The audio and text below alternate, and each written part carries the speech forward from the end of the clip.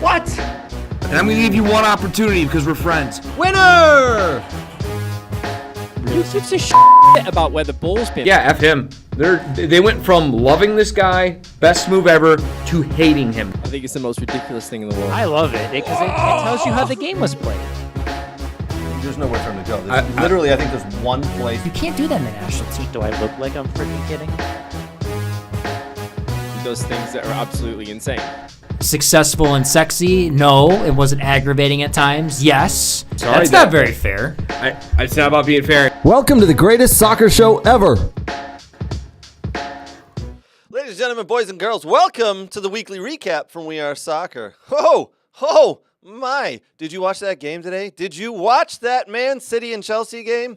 Game of the weekend. Oh my. We're going to get into it and talk about that. Aston Villa, Liverpool, Man United, Arsenal, all back to winning ways, while Tottenham struggle and stumble at Wolves. You've been knocked off your perch. We'll see if you can get back. We'll talk about why and how that happened. And also, Megan Rapinoe's swan song ending did not have a Hollywood ending in the end. Oh my. No matter how you feel about her, I personally do not want to see someone leave the field in that way. Plus, we've got a lot of local soccer we're talking about. We've got NCAA soccer we're talking about. Ooh, and we look forward to the upcoming International Week. Yes, everybody's excited. No one's excited about that. Absolutely no one is excited about that. I am. Nate's excited. We've got Nate who says he's excited. Danny's giving the middle finger. Brooks is waving a hand in his air emphatically. I don't understand either. We will talk about the internationals coming up. USMNT's team played 2 games against the same opponent, 2 countries. Trinidad and Tobago. Nations League qualifiers, we'll talk about that. We'll talk about England and who they're playing and how Jordan Henderson and Calvin Phillips definitely deserve to be in the squad. Yes. Before we introduce the rest of the crew here, I do want to give a big thank you to Soccer World. Thank you, Soccer World. Appreciate all the love you guys show us. Oh, by the way, happy birthday, Rod Sana. Big thank you. Big congratulations. Happy birthday, my friend. Big thank you to Next Level Training, Aaron, Dylan, Renato, Scotty Wright, and the boys. The best trainers around. Dog and Pony Show Brewing. Cheers, boys. Appreciate the beer. Thank you, Michigan Jags. I'll talk about them and how I just had to travel down to Kentucky and watch a whole bunch of soccer from the Jags. Some great games down there. But as you did hear, we do have some other friends in the studio here. Nate, Danny, boys, how goes it? First thing, I can't look at Danny seriously because he is white girl hot here with pumpkin spice with his frothy cap. I mean, my God, man. Oh my God, lost in his eyes. Jesus. Did you miss me? I missed you. Good thing hold on. I miss you too, buddy. Spank bank. Another one? Another picture of Danny? He didn't have the fall attire on. This is fall Danny. Oh, okay, it's different than Dr. Danny and Veterinarian Danny. Yeah, he's kind of like a Barbie. Yep. This is fall month. Where's my pumpkin spice, Danny? And I appreciate Peppermint mocha, actually. Peppermint mocha. Mm-hmm. Is that your thing, peppermint mocha? You know, I had a what wonderful would peppermint it mocha be like to be a lady ice skating with this man through campus marshes holding hands? It wasn't ice skating. Lovely. It was just I am canoodling. I on am some doing something here, low-hanging Danny. branches. Don't interrupt. Ice skating with peppermint mocha crisp. Anywho, by the way, your game of the week, das ist false. Nope. No, that's just false. Yeah. There's only one game of the week, and it wasn't that. Which one are you want to tell me now, or you want to talk about it It later? was Stuttgart versus Dortmund. That was the game of the week. Well, I think I think you're wrong. how so? Because, boo. Because of the amount of people watching the game? Nobody Or watched the that goal? game. Nobody saw that game. Everyone was watching Stuttgart Dortmund. You mean just the billion people that tuned in? Billion? Billion. Billion? With a B? Are you talking about the oil money that got Billion. funneled into the league? You know what? We're going to get into the oil money thing because I had a conversation with that about that this weekend with someone. Before we get too far ahead, Danny, how are you? How was your weekend? I was good. It's been a wonderful weekend. I had a nice afternoon yesterday, and I strolled through Afternoon delight. Had a nice stroll through. Why does he always interrupt me? I don't know. I had a nice stroll yesterday through Campus Martius with Miss Moneypenny. Downtown Detroit. Well Downtown done, yeah. Detroit with Miss Moneypenny. Rockets in flight. Little bit of peppermint mocha. Shut the What? I'm just singing over here. and a wonderful dinner at Townhouse. So Yeah. shout out to Townhouse, absolutely I've heard that fantastic. place is, Oh, it's so good, brilliant. Yeah. so good. But main point I want to get to is shout out to I know we'll get to it a little bit later on, but I wanted to get to it at the top of the hour of my segment. Shout out to my former player Enzo Bedonia and Ohio Northern University for beating Messiah today 1-0 in to advance to the Sweet 16 of the NCAA Division III tournament. It's a big win for them. Messiah unbeaten since 2021, so congratulations to everybody at ONU and Chris Matika. You know what? If Brooks was doing his job, he'd throw that applause. He has on a segment. Yeah, He has well done, well done. I mean, you segment. you said they haven't lost since when? Messiah haven't been beaten since 2021, and Since 2021. That was yeah. I'm not very good at math. Carried That's the one. 2 years ago. 2 years ago? Yeah, I it's carried the one, so it was 2 years ago. Yeah. Yeah, That's a whole full 24 months. Nothing today. Great Wow. result. Good for them. So- Very nice. And as you just heard there, we have another fella in the studio here. Stats Gato, Mr. Robato. Hi, Brooks. How are you? Don't tired. wave at me. Wave at the camera. Wave at all our friends. Can we- Not Hi. the camera. Not to Danny. Not to me. Can we change his name to Mr. Brightside? Uh, Hi, Mr. I like the Killers. Yeah, there he is. how often is That wave that you just did there, it looked like Mr. Potato Head, didn't it? Yeah, it's a limp-bursted wave. How about like the Queen? it is? Oh, you got to There you stiffen go, that's that better, thing. mate. You got to stiffen that. Lock that up if you're gonna queen wave it, buddy. It's got to be locked up. Way more locked up. Yeah. I'm with my hands in the air and I just don't care. All right, there you go. All right. There's the wrap from Brooks. Yep. But Brooks, how were you? How was the weekend? Let's see. Horizon League final on Saturday. Good season for Oakland to turn it around after starting a little rough. Good Wisconsin Green Bay team. Jeremy Bonomo does a very good job there. I saw them play at UDM earlier this fall. It was a good game. A lot of chances for Oakland to tie that and win that. But good defensive battle by the Phoenix of Green Bay, Wisconsin. So that was good. And then I was gonna go down to a UPSL match again with Crew U19s are playing Hamtramck City. They beat What them. happened? Why didn't you go down there? It was really cold, and I was Yeah, it was really cold that night. All right. So yeah, and then Sunday, just a lot of stuff doing today. So yeah, Yep. Gotcha. Do All you know, right. I really missed the he's big in India Yeah. section. Yeah. Friday night that I whole went thing. to Craig took that away from you, didn't he? Yeah. Son of a. Friday night Wolves and Vardar, so the local rivalry for MLS Next. That was Friday night, and then they also played Saturday, which I didn't get to that It's one, not but even really a rivalry anymore. it still is. Still gets chippy. By the way, anytime you tell me about cold weather and you're like, oh, it's too cold, don't want to go, I just instantly flash back to when I went to go see the U.S. men's national team. In Minnesota. -4. Just like, He was not in Minnesota. no, you were in Minnesota. I was in Minnesota at Oh, the yeah. coldest game on record. But Yeah. I'm surprised you survived that. To be honest, it only got cold in the second half. That's when When the your beer froze? That's when the beer, literally the beer was freezing. Yeah, but the beer also wore off because I was drunk. Do you want to know why I'm excited about international break? No, but why? Yes, because you're going down to see U.S. men's national team play at Q2 Stadium on November. Going to Austin. He just like robbed me. No, I don't want to hear it. But why? But let me tell you You what wearing it your cowboy is. hat? Hell yeah, I'm wearing my cowboy hat. With your brother? Hell yeah. Are you guys gonna hold hands again as well? Hell yeah. All right, cool. Just making sure. You got the The itinerary. question is, like, he literally lives apparently walking distance from Q2. Get right? drunk and go to the game. Well, get drunk. Hopefully make it to the game. I mean, you can't, This turns into literally, remember that like scene? can't miss the game. No, you can.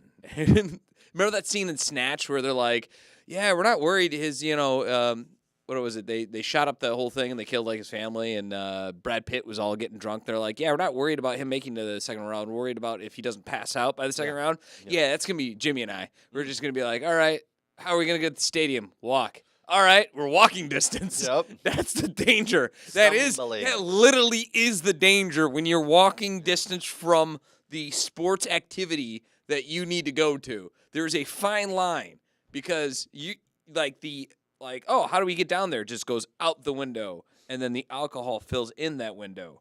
And, tomfoolery can, prevails. Tomfoolery can definitely I can't prevail. wait to see both teams play USA. I know, 2 teams against Is it going to one. be It's gonna Trinidad the nutty. first half or Tobago? They're going to do a coin flip. Who knows? I thought it was going to be Trinidad the first game and then Tobago the second. Ah, 2-for-1 deal. 2 Yeah. for 1, yeah. Nice. I know. All right, boys, let's jump in. Lots to talk about. Another freaking awesome weekend of soccer, and only some VAR controversies. Whatever. Let's definitely talk about that Man City Chelsea game. Listen. Danny, I think you jumped on the bandwagon last week. Chelsea are not that bad. Chelsea have come a long way, have they not? Entertaining game for the neutral, like really entertaining game for the neutral, right?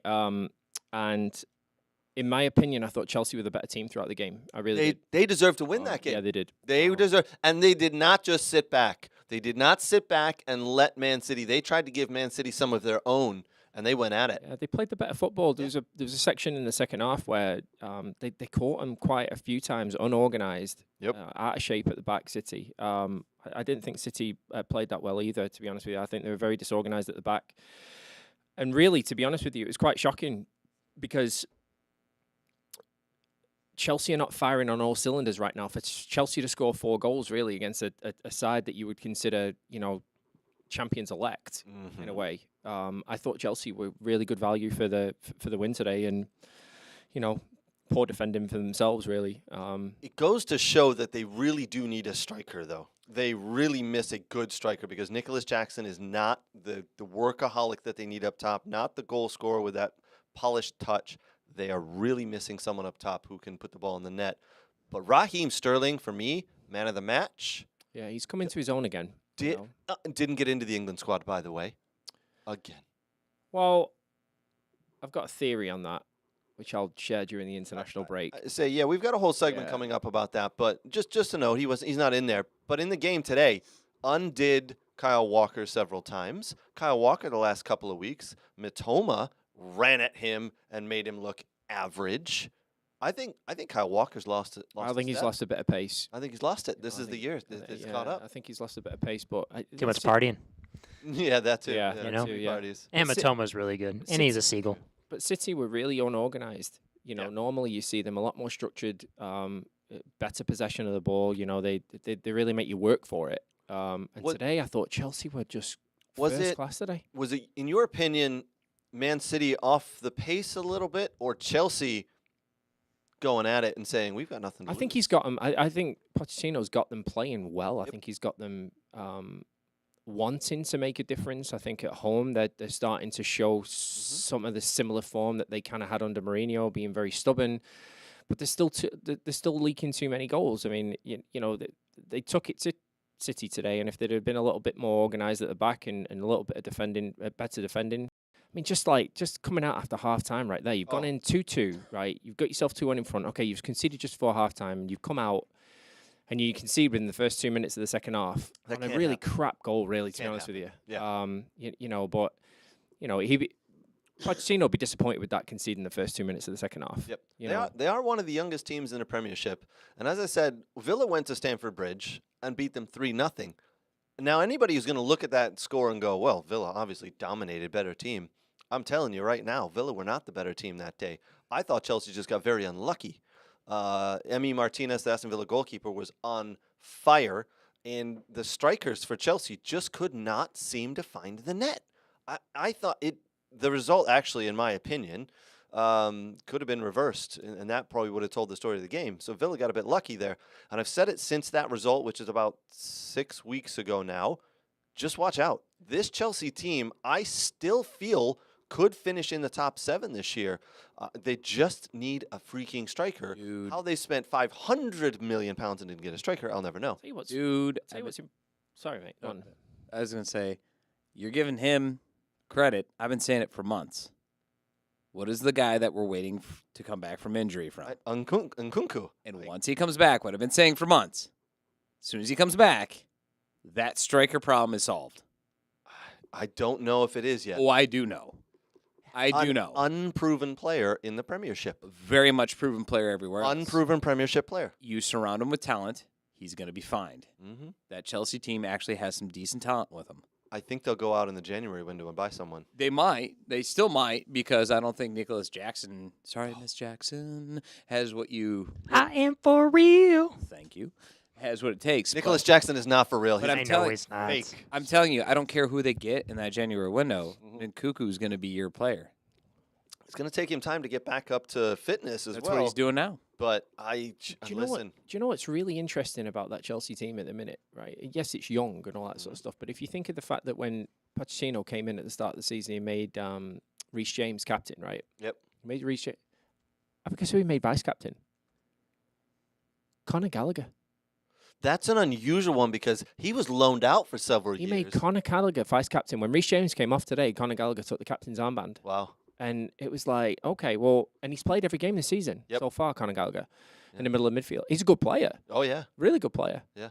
But And they shipped him out. They shipped Mason Mount out knowing that they had Conor Right. Gallagher in that spot. I mean, yeah, they think really very interesting, highly of him. Really interesting, right? Obviously, and he went out alone at Norwich. Yeah. Did very well there and came back. Did extremely well at Crystal Palace Yeah. for a season and a half. They wanted to buy him, and Chelsea said no. He was considering his future actually Tuchel. this summer under Tuchel. He said, "I was telling my agent to go out and find a new team." You're right. And then Pochettino came in and said, "No, you're going to be the centerpiece of this team." You're not wrong, Danny. It is a young team. I think once they start to put it together and get this, understand what Pochettino wants, they're going to be flying. Now, on the other side of the ball, Man City. We break their season into two halves, before Christmas and after Christmas. Before Christmas, they generally don't get out of third gear. They stay in third gear. They have a little blip here and there. Today, I would say, was a blip. 2 weeks ago, they lost at Wolves 2-1. Blip. You won't see that happen in the second half of the year. After Christmas, I don't see them having those blips. We'll put the table up here in a little bit and show you how close it is and see if anybody can stay with them. But maybe they stumble. I just don't think so. I don't know what's more detrimental to City at the minute, right? If Haaland gets injured and comes out of the team, Alvarez goes into the middle, and I don't think City skip a beat. Mhm. But I think they're really struggling right now without Kevin De Bruyne. I think it's, I will say yes, but I think also John Stones. John Stones not being where he is, because he's picked up a bit of an injury here as well. Well, they're not playing Garvadal either at the minute. He just No. slated him in a press conference, didn't he, saying his training attitude's been poor. But I think the big miss right now, one, is De Bruyne, like you said, but also Stones. And I think there's some small issues that are coming around in this team. Do you think there will be a stumble in the second half of the year? I think the way that Liverpool are playing right now, and that's so interesting that when we come back from this international break, it's Man City Liverpool on November 25th. You took the words out of my mouth. You know, how fabulous you know, that game it's we have at to City look forward though. It's at City though, and I've just got. I mean, I know Klopp came out today and he was a bit upset about the game being so early after the international break, but we will get to find out how good Liverpool actually are when we come back after the international break, because I believe. I watch Liverpool as well, and I think Liverpool are probably playing the best football in the league at the minute. I will second that. Brooks, you have your hand up. Yeah. So just Man City's next three games, league games. So we have on the 25th of Saturday, 30 a.m. kickoff. That's obviously Man City playing Liverpool. Yep. And then they have a Champions League, Man City and RB Leipzig. That'll be the 28th. That'll be a tough match. And then they come back into the EPL season on December 3rd, 11:30 a.m. kickoff. That's Man City plays Tottenham. Wow. And then December 6th, 3:15 p.m. kickoff. That is your Villa playing City. So you're telling. Go ahead, the Nate. Champions League game. Neither team needs to win. I was saying they're both They going to move both through? forward, Yeah, but they're both through. Like the teams below them all have 1 point. Yeah. but Leipzig has 9. Pep did come out and say this week he wants to finish first because he wants the home games, right? Yeah. He wants to finish first. He ain't going to want to lose to Leipzig.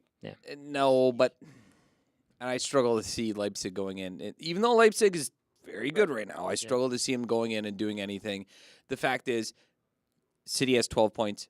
Leipzig has 9. Yeah. The two teams below them have 1. Let's tough take next 4 games though. let's take the Champions League game out, right? Mm-hmm. You come back to Liverpool, Tottenham. No, it's Liverpool, Champions League, then Tottenham. Yeah, let's take the Sorry. let's Oh, take okay. the Champions Sorry. League game out. Yeah. So they come back in the EPL. Let's focus on the EPL, right? Okay. So they come back and they play Liverpool at home, right? So it's at Man City.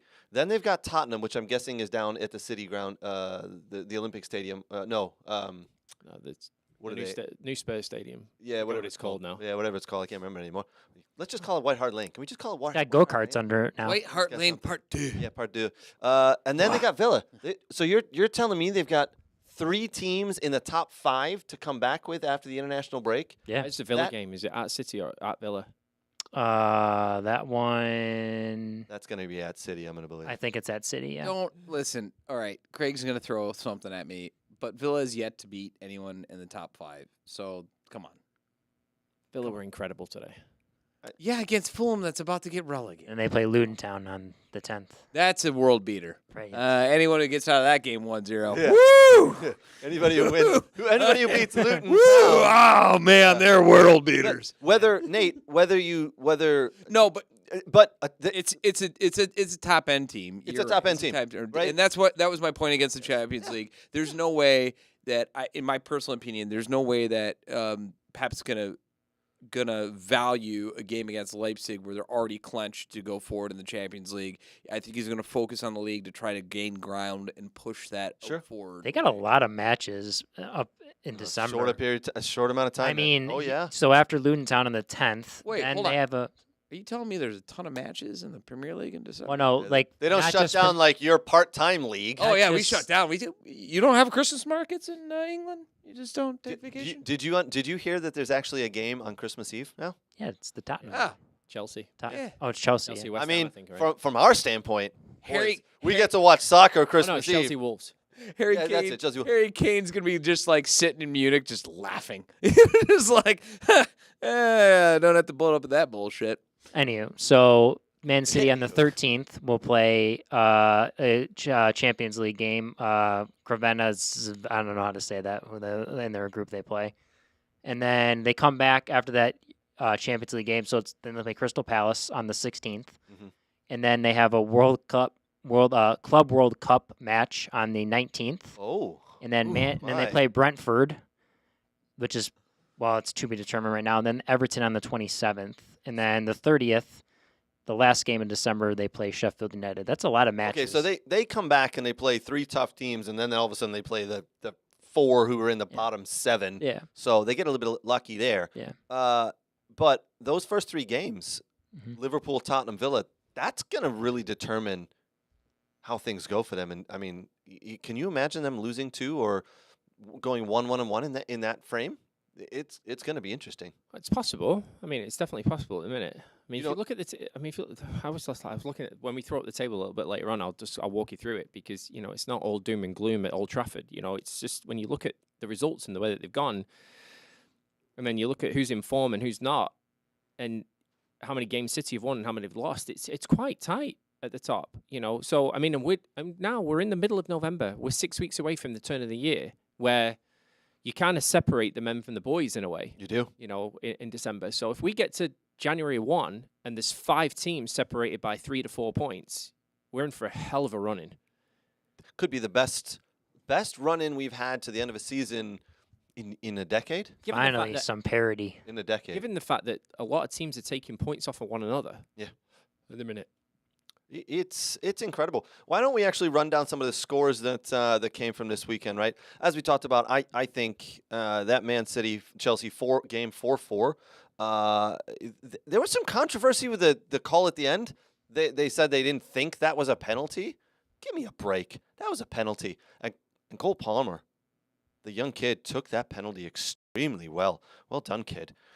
Very impressed with him, by the way. All right, let's go through some scores. Why don't we'll just kind of quickly tick through some of these. Crystal Palace 2, Everton 3. Everton? Damn it, Everton. Why won't you go away? That's 3 out of 5 right now. They're for Sean killing me. Dyche. I'm gonna lose my bet. Sean Dyche has them Stupid ticking Chelsea's along. gonna lose my bet That's too. 14 points, and they've jumped out of the bottom 3. That's 3 out of 5, by Yeah. the way, including the Yep. Carabao Cup win. So it's 4 out of 6. Sean Dyche has that team humming along. Can you name more than 4 players on that team? They are just an average bunch of Joes. They've got at right back Ashley Young, who's 37 years old. He did the 37 same- years young. He did the same thing at Burnley. Yeah, He had him playing really well, and they were difficult to beat and difficult to break down, and he's getting them playing that way right now. So Brooks' bet's fucked. Damn it! Now my bet is going to be lost instantaneously. Brooks, I owe you a date at Dog and Pony Show Brewing. You do. I do, yeah. So you know what? I am gonna, I don't know. Do you know this? That you don't do very much betting, but when it I bet on stuff. when it every once in a while. what I'm saying is it's inevitable when something is going to go the way Vegas cashes in. They say, you know what? Most likely this is going to happen. They call it early. I'm calling it early. We definitely said I said that they probably wouldn't even get to 15 points. That's how poor they were. They're going to get to 15 points because they're at 14 now. Well, I said that too. I said they wouldn't get to 15. You did? I can't remember, but I'm Yes. calling it. It's over. Yeah. I'll buy you a beer at Dog and Pony Show Brewing. Yeah. We have a comment yeah. from one of our viewers on We love some YouTube. comments. Go for it. Brian Dahlgren says, so many big injuries for so many teams. Feel like none of the top clubs have been overly consistent this year in the Premier League. I'm going to say you're right. I mean, you're right. All the big clubs have had injuries, and they're about to have some suspensions. Yellow cards are ticking up all over the place. There was Paulinho for Fulham today, picked up his 5th of the season. So guess what? He's missing the next game. Luis and Bouba Kamara for Villa are on 4. Once they pick up a yellow card each, they'll be missing a game. The yellow cards are starting to tick up as well. The injuries are playing a big issue. We know the injuries they've had at United. We see some of the injuries they're having at Man City, but you can't really. It's not really affecting them because they're a deep bench. Spurs, we'll get to them in a couple of minutes. Big players affecting them in the way they play. Villa have had 2 big injuries so far. A third go down as well. So you're not wrong. You're absolutely not wrong. Let's tick through some more of those scores. We'll get to them. Bournemouth 2, Newcastle 0. Newcastle in the midweek play Borussia Dortmund. In Borussia Dortmund. Come back to England, then have to travel all the way south. It's like Danny, how far is it from Newcastle time-wise down to Bournemouth? 6 hours somewhere? I mean, most likely they flew, but for the fans, it's a hell of a travel. Yeah, I mean, Manchester to London, 3.5 hours. Newcastle's probably about 2. Probably about 5-6 hours. You could probably drive across England in about 8 hours if you're lucky with traffic. It's a lot of traveling there for Newcastle. I think they're slipping a little bit. I don't think they're deep enough. I do too. I mean, we said this at the start of the year, how the Champions League was going to affect them with a small squad, and he didn't really go out and reinforce where we thought that they would, right, in the European transfer market, to compete in Europe. And I still think they're in real trouble because I don't think they'll advance out of the group, but I think they'll get 3rd, so they'll go directly into Europa League, which holds a whole new set of problems. They might as well just say we'll finish last here and just focus on the league. Yeah, it's just I think they'll really struggle, and now they're picking up injuries, and you can start to see you can start to see. Well, Trippier got into a little bit of a heated argument with some Newcastle fans at the weekend, slating him, and he went over and he's going like, "Do you realise how many injuries we've got?" Well, we're all starting to feel that. Every club in the league has got injuries, and it does play a big part in the performance level. Absolutely, it absolutely does. But that I did not see Newcastle going down to Bournemouth and losing 2-0. Well done, Bournemouth. It actually could have been more. Bournemouth could have had a couple more there. Let's jump into this one. Brighton 1, Sheffield United 1. What a goal by Adingra. I hope I'm saying his name right. An absolutely fabulous run and a goal. Just sensational goal there. Brighton now winless in 6. Brooks, your seagulls are falling apart and the feathers are coming out. They're not flying anymore right now. But at least they're not dropping points. They are dropping, but they're not losing. They're just coming over the 1. 6. Yeah. I think they're getting a little tired. I don't think there's been much rotation happening. I think they need this international break more than anybody. Yeah, maybe. Yeah. Yeah. You So- wait. Maybe you get the young Ferguson, the Scottish lad, going to Yeah. play a little bit more in their academy. So we'll see how it goes. It's See how it goes. Yeah, Sheffield United finally pick up a point away from home, their first one there. Sheffield United's goalkeeper, Fotheringham, had an absolutely brilliant game. Player of the match. He was on fire today. Big fan there.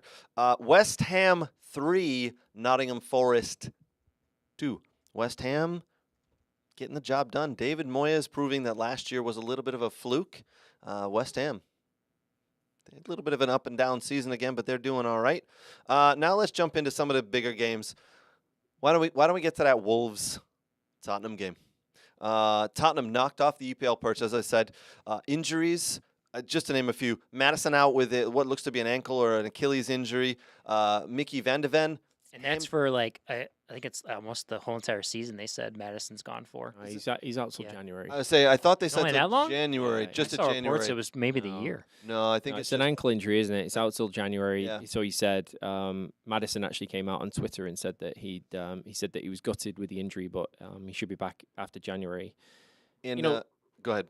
You know, two goals in stoppage time.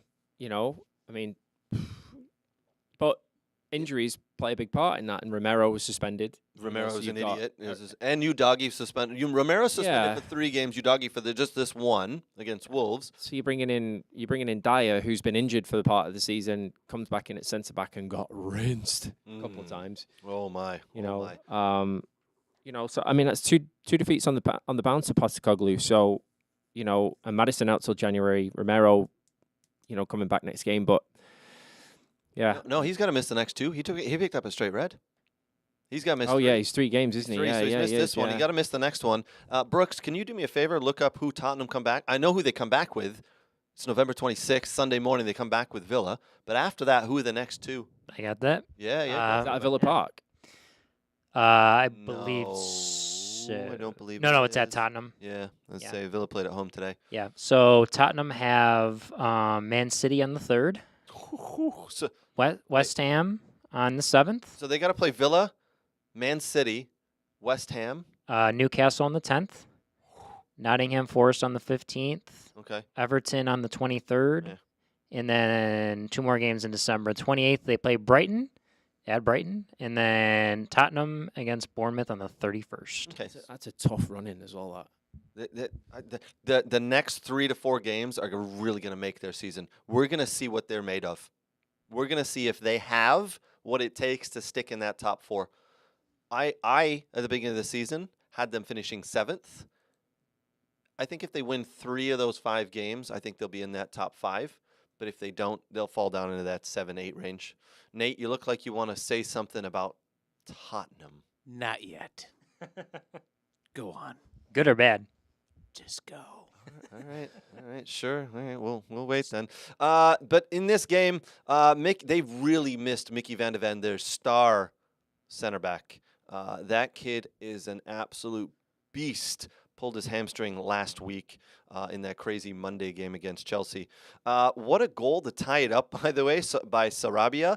One of his first touches, the ball comes in on the freaking run, controls the ball with his right foot. The ball doesn't even hit the ground, lashes it with his left foot into the back of the net. A phenomenal tying goal. Then he gets the assist on the winning goal from with Lamina at the death to steal it. Wolves. What can you say? They've now beaten Man City and Tottenham. Did you see the through ball on the second goal? Yeah. It was absolutely brilliant. What a ball. I mean, Was it I was sat- magisterial? majesty. I was sat on the couch watching it with the missus, and we were kind of like talking about. I was trying to explain to the offside line, but Did you break out the salt and pepper? we did, yeah. Salt and pepper shakers, just showing all that sort of stuff. But for in between 3 players as well, and to spot the run, and it wasn't like a clear finish either. It was such a Just a composed deft little touch. redirect. It was a great finish. I really enjoyed it actually. If you run it back, Lamina, do you see where he starts his run from? from the center spot because he's actually laying on the ground because he got hit and he's holding his leg. And then he sees that Wolves have won the ball and he goes, oh, shit, I got to get up. And he starts running and you're like, does he have a – he doesn't even have a limp. He was definitely play acting. And then he gets into the box for the winning goal. Or adrenaline kicked in. Yeah, okay. Or he just got up. You know, you're a forward. You've taken a shirt off once or twice. If there's a chance that you could score, whatever knock that you just had miraculously is gone. You're not a tough, gritty midfielder like some of us to the left, or a defender who can't take a break. Brooks? You're a forward. Brooks on both of those, right? Yeah. I tell you what, on Thursday night next week, mate, you're not getting the ball from me. Hey, Danny, let me ask you. Yeah, that works. Can you do you have time as a midfielder to like pretend to injury? No. No. Yeah, you can't do that as a defender. We're busy doing the work of lazy bastards like that, you know? Yeah. Working man over here. Going to work. Anyway, Lamina on Let the us ground. goalkeepers save everything because they was get on the by all you ground. guys. You got 10 guys in front of you covering your ass. Get out of here. Gets up, scores a winning goal.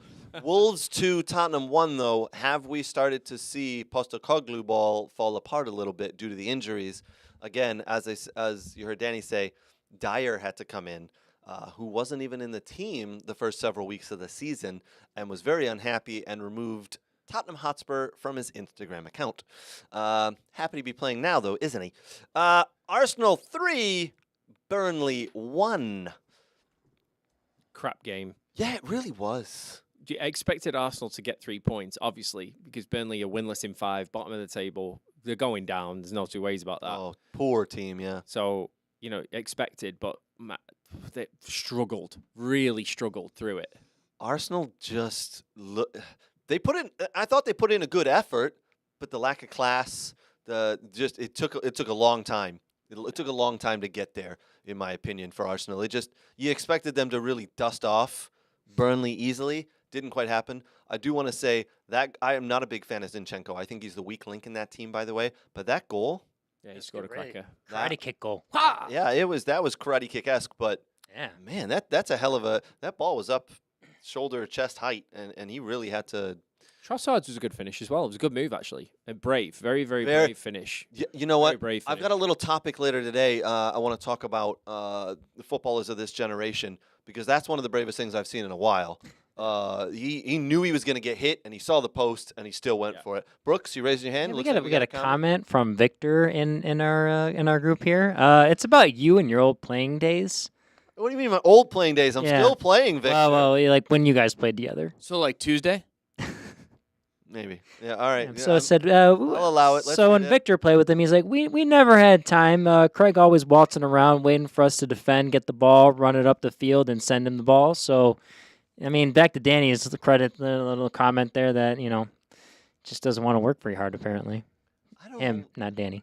Oh, he never works hard, mate. Yeah. He doesn't know what hard work is. Honestly, Unless I have unless I have the ball on my foot. The last time I played with him, Should we get him to press? was We can get him in a pressing system. Then he'll run. Oh, he's not pressing. What are you talking the, about? the last time I played with him, right? Yeah. It was several weeks ago, and it was so hot in that building, honestly. Yeah. And he's walking off the field. He's barely got a drip of sweat down him, and I'm coming off, and I'm literally Drenched. dripping. Yeah. I've been running sideways up and down the pitch, like, all game, trying to get him the ball, by the way. And he's done. I mean, he scored a couple of goals and he made it look cheesy. But come on, mate! Like I've just run my balls off for you all game. They Didn't even give me a pat on the arse or buy me a beer or anything. Yeah, they don't care. They don't care if you do the work. You just No. got to put it in the net. The bro wears a long sleeve. No, Yeah. Victor, all he yeah. kept doing from Bro 20 wears a long 25 sleeve yards inside. away, he kept putting the ball in the back of the net, and he went. All he did was turn around and went, Yeah, Victor "Just give again. me a thumbs up." Victor Yeah, again. He ran as in good ball, well done. Mate, you come off and give me a right good pat on the arse, mate, for that. And how many people said, "Hey, great ball, Danny. Way to work in there." Or is it all like, "Oh, Craig, you scored again." It's all the cheerleaders with the panties on the One- sideline, oh, hey, with the pom-poms and stuff. And Danny's done all the one-sided- work, and he's done half all. One-sided gotta be there. highlight fans. That's all I got to say. Victor saying he ran fast, but for like 5 to 7 seconds max. Well, it's 5 to seconds to get from like quarter of the mid to the goal area. 5 to 7 seconds. That's about my average time. So Yeah. Soccer. What was your okay. beep test score? Never did it actually. Never did a beep test. Really? Yeah, I never had to do one. Would have loved to have done one in my prime. I don't know if you would have made it very far if you don't like to run. Oh, you would have no, got, yeah. mate, you would have got like level 3, and Actually- DP the centre mid over here would have So, been like level 17, still going. We did do the 2-minute the 12-minute 2-mile run. You guys remember that? No, you got to run 2 miles in less than 12 minutes. That's easy, mate. It's a Yeah. 6-minute mile. How slow are you? Well, no, I was no. When I ran against the other 30 people on the team, I always finished second because we had a marathon runner, Derek Onikian, he was like, Oh, Victor says he'll do the beep test. Let's get everybody. I Let's straight up want to do a beep test, not against you old assholes, but I want to do it against like some U16 players. Because why? We would still beat you. No, you won't. Want to bet? Yep. Want to bet? You don't understand my mentality. Want to bet? Yes. Because the beep test is really all mental. I will bet No, you whatever because you got to want. understand. There's a mode that I go to. Mm. You're not beating me. Mm. I was going to say a lot of swear words in between there. He'll be like Landon Donovan. You He'll will beat the not beep beat test. me.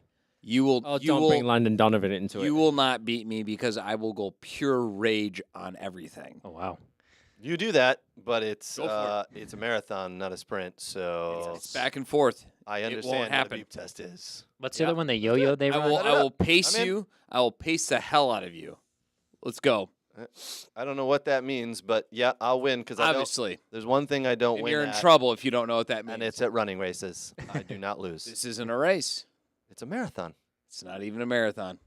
It's a back and forth. Reminds me of Robbie Fowler a little bit. just sits in a little bit of space. Then when he gets the ball, he just takes off, scores. Luke That's it. Zagorski, That's it. attention. Got it. Attention, please film Nate versus Craig beep test. Regards, all WS viewers. Yes. Will do. All right, back to that Wolves Sorry. game. Back to that Wolves-Tottenham game. Injuries are actually totting up a little bit, as we know. We just talked about the Tottenham players. It's December is really going to make their season. As you heard Danny say earlier, at the end of December, that's when it separates the men from the boys, and Tottenham have a big December ahead of them.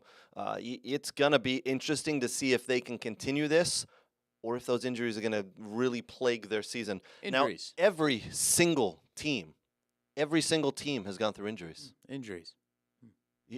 Again, if you're going to use that as an excuse, Oh, no excuses. You go on. no, it was an excuse a couple of weeks ago. I think it's fair.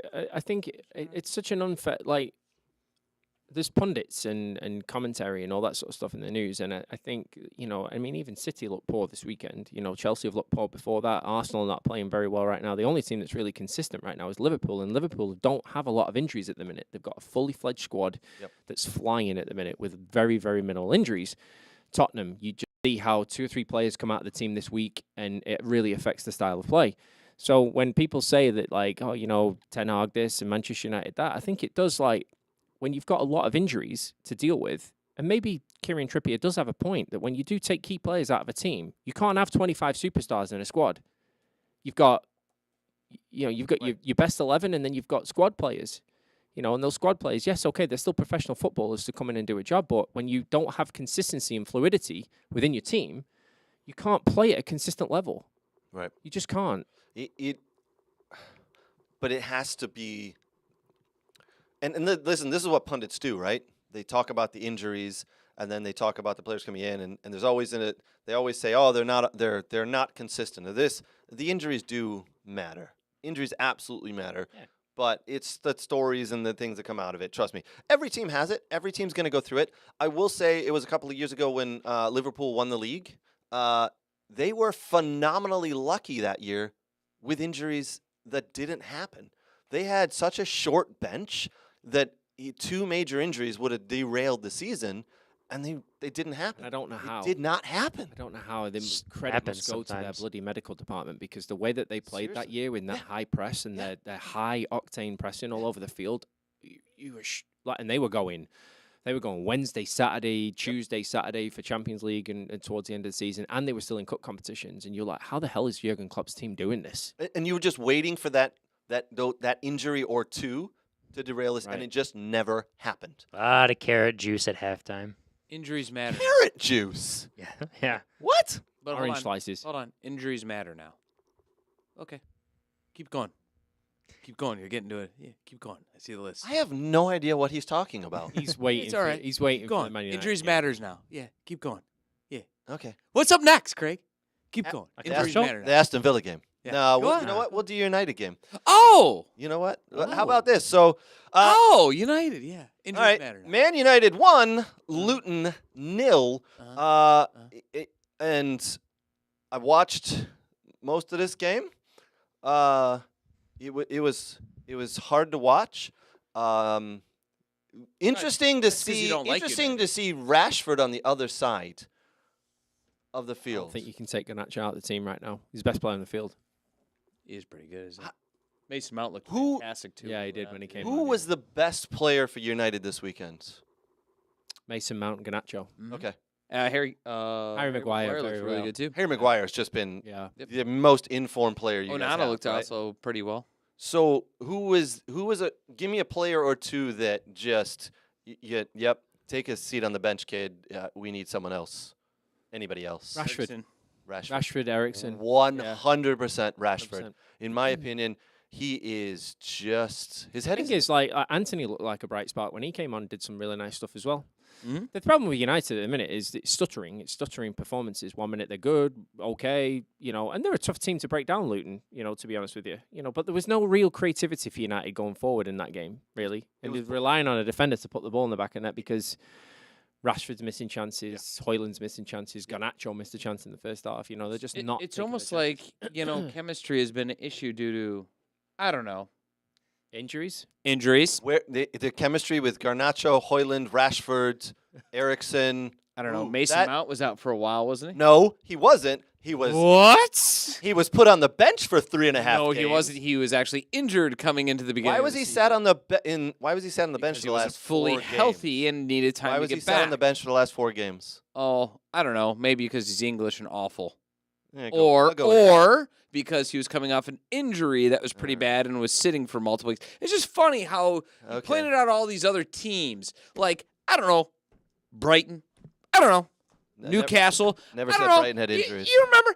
I don't know. You Injuries. remember a few months ago when we had this big debate on who the better manager was, and I got shit. Maybe you got shit for saying Eric Ten Hag. Quick question. Where's United right now on that table with all the injuries and stuff they had to deal with? Are they above Newcastle and Brighton? I don't know. Pull up the table, Craig. Let's see it. But everyone else has injuries. Everyone else needs rest. Everyone else gets that excuse. United. I am because so there confused is a- as to the argument. Thank you. I am so confused as If the you don't argument know you're the trying to make. There is That no argument I'm trying to then make. what do you- what's I the just point? made it. What's the the point point? is you sat here and ran down several teams. You looked at Brooks go, yeah, Brighton really needs a break because, they're real tired. Brighton They have don't no it. injuries. Oh, yeah. No one You know, said anything they're real about Brighton. fatigued. Oh, yeah, Tottenham's got some injuries. Yeah, Newcastle just, remember when Eric Trippier came out and talked about his injuries? Now you're talking out 3 your weeks ass. ago. No, I'm not. 3 weeks ago. You're talking we out your ass, No, bud. we didn't. No one 3 said weeks- anything about Brighton. Oh, my God. Rewind the damn tape. You weren't listening. We didn't say Brighton had injuries. You just said Brighton need the Tottenham. international break to rest. You then said Tottenham had injuries, and then you came up Newcastle with injuries as well. Was that not a thing? Brighton needs Was the that not a thing? international break because they've lost or haven't won in the last 6 matches. They need to get back into the drawing You talked room. about squad No depths and injuries. issues, did you not? We had squad depths and issues coming into the season, but we don't get You a know what? slack a Weakest break. United team I've ever seen. They have injuries this okay, year. weakest like United team, every but- team. But I don't go on. understand what he's trying to do. But Go on. considering the perform, and I'm not gonna, and I'm This is ridiculous, and by I'm, the way. and I'm going it's to, not and I'm going ridiculous to at all. not. I'm not going to defend them, and I'm not going to say that they played well either. I'm going to say that they've had a lot of. Man United have had the most injuries of any team in any team in the Injuries? Premier League this year. Injuries and issues. most. And issues. Yeah, and issues too, yeah. issues. Self-made issues. Not self-made. Sancho, issues. Anthony. So two things for me. How is Sancho a self-made issue? How is? Do you think they really were Sancho, like, you don't think Danny self-made issue or is that an injury? Self-made issue. self-made issue on the club? Anthony? So The- wait, the hold on. player, The player. The Well, player. yes, The the player. player, but the club has nothing to do with that. Neither the coach. He inherited the coach, and the club didn't buy the player. Going, gee, I Can't hope. use Sancho as an excuse. That's his fault. Yeah, but everyone else can use. You just said everyone else can use excuses, basically. No, I You didn't. without saying it, but you just gave Why are you everyone putting else words in my excuses. mouth? You gave everyone else excuses, and then when it comes to United, I haven't said anything about Gloss it United. over. You've said it. I haven't said a thing about United. Weeks past, Bo. Weeks past. No, Weeks no, no. past. Weeks past. That's why I sat here with a smirk on my mouth while you talked about So last week while I you said talked about United Newcastle. has so many you injuries. talked about Brighton. I You sat know here what? with We're a going to smirk cancel on United my talk where because we- this is ridiculous. Yeah, just do it. You need to listen. If I you- did listen. I You're sat not here with a listening. smirk on my mouth, and you said Because you you have weren't something to say. listening. You You already quoted me Did he wrong. not say? Do you have something to say? And I said not yet because it's not relevant. Correct. Great. And I then waiting then you- because he gave excuses for every other team and every other manager. This then you might got be to the United last and time they don't we get ever the talk same. about United because this Good. is pointless. Good. Yeah, when they're third, fourth, because Third, Ten fourth, Hag's what? place above your shit ass Villa team. I don't understand. Why do you want to yell about United? They got injuries, just like everybody else. I don't understand. Because you said that wasn't an excuse weeks ago, but you just gave it excuses just now for other teams, and you know you did. Oh, Brooks- but Brighton, right? You like I just said Brighton have injuries. on. I never said Brooks, that. go You're ahead. putting You're words the in my guy. mouth. You're the guy with the numbers. You're the guy. You're the third party. Nate, unbiased. you know nothing. Brooks, go I ahead. don't know anything. What am I Brooks, looking go up ahead. for you? I don't know. Has he not said you can't give excuses for injuries? You can't give excuses for drama. You got to go through it. Blah blah blah. Did he not just give excuses for 3 other teams Two. leading up to this? 2 other teams. Tottenham, Brighton, and Brighton Newcastle. do not have injuries. They are playing poorly, not because of injuries. Brighton, Newcastle. Listen to what is being Did he said. give an excuse for Brighton? Yes or no? Did he give an excuse for Brighton? I yes couldn't or no? tell you anybody on Brighton who's injured. No, and Give an he excuse for just Brighton, says yes or they no? need. He the Brighton thing was because the schedule was tough. And then Is they that have an where they're excuse? sitting. Everyone has a tough schedule. Everyone.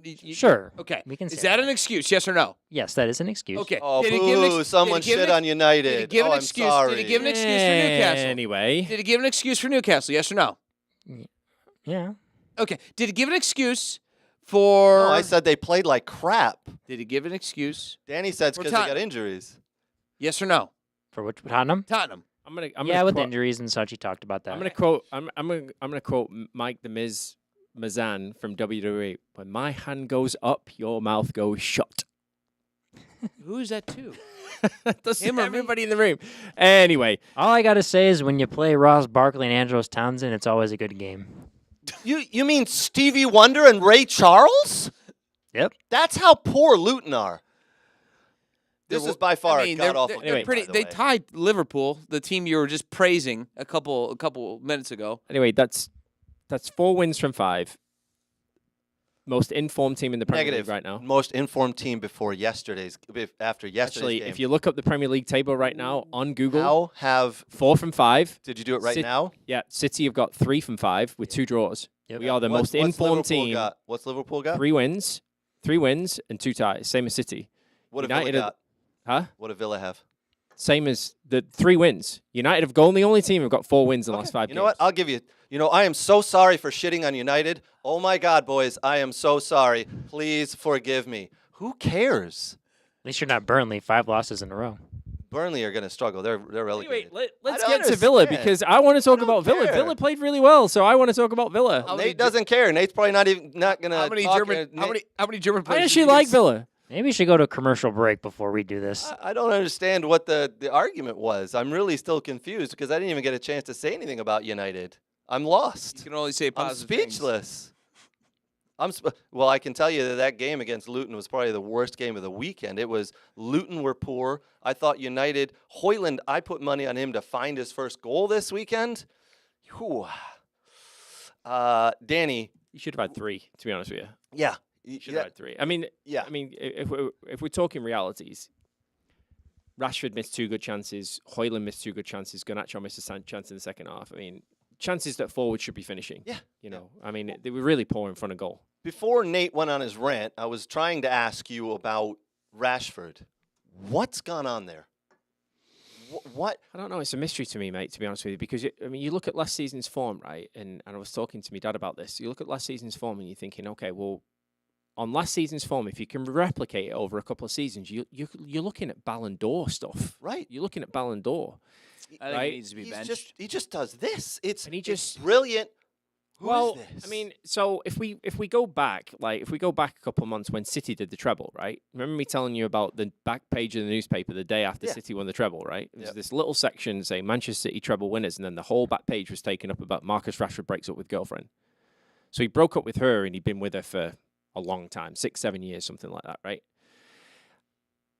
Rashford, as good as he is as a player, I've seen throughout his career when things go against him mentally, he's not mentally strong enough to come back and to deal with things. He's just not. He's not a Beckham. The shit that Beckham had to deal with and came back and played that 98-99 season after the World Cup that we all discussed over the documentary. He's not mentally capable of handling struggles, I don't think, me personally. And you really need that being a Manchester United player. And that's why I think he needs to spend some time on the bench. I don't think he should be started. Either that or just, give him 3 months off, but we all know how that worked out. So, No Thierry Henry, like when he started at Arsenal.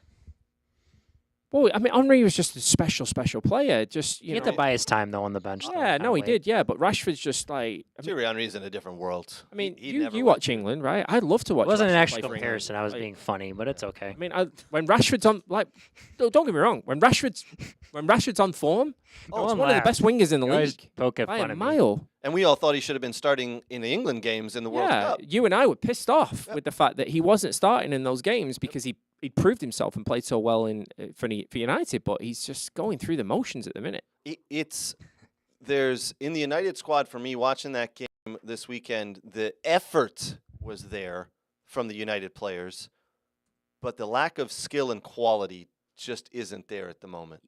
That's where it's just lacking creativity. It's the lacking of the skill in and around the goal that the Højlund or Rashford, someone just needs a little bit of composure and put the ball in the net, and it's just not happening. Even McTominay is off the pace right now compared to where he was 2 weeks ago, 3 weeks ago. I'm going to say something that's going to sound weird, but in all seriousness, the one thing I noticed Like your rant earlier on. The rant was totally justified. The one thing I noticed that the United players, if you looked on the faces of them, even when things weren't going well, even when the chances were missed, there was like smiles. It seemed like they were enjoying themselves.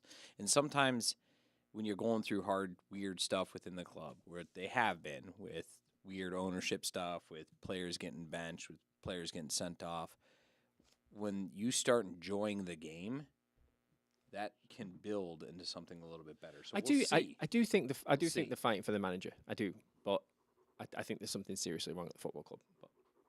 There is, as we've talked about, some stuff that needs to be changed there. Right? All right. Come on.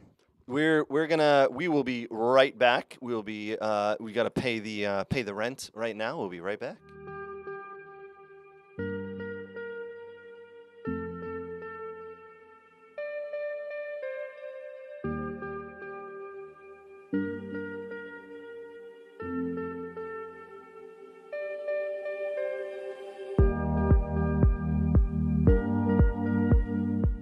Tempo, yes, drop out, good. Yes, touch play, right foot, yes. Scan, good. Touch in, play, drop your hip, right, yes, good scan. Yes. Jay, well done. Get side on touch. Play, see it, yes.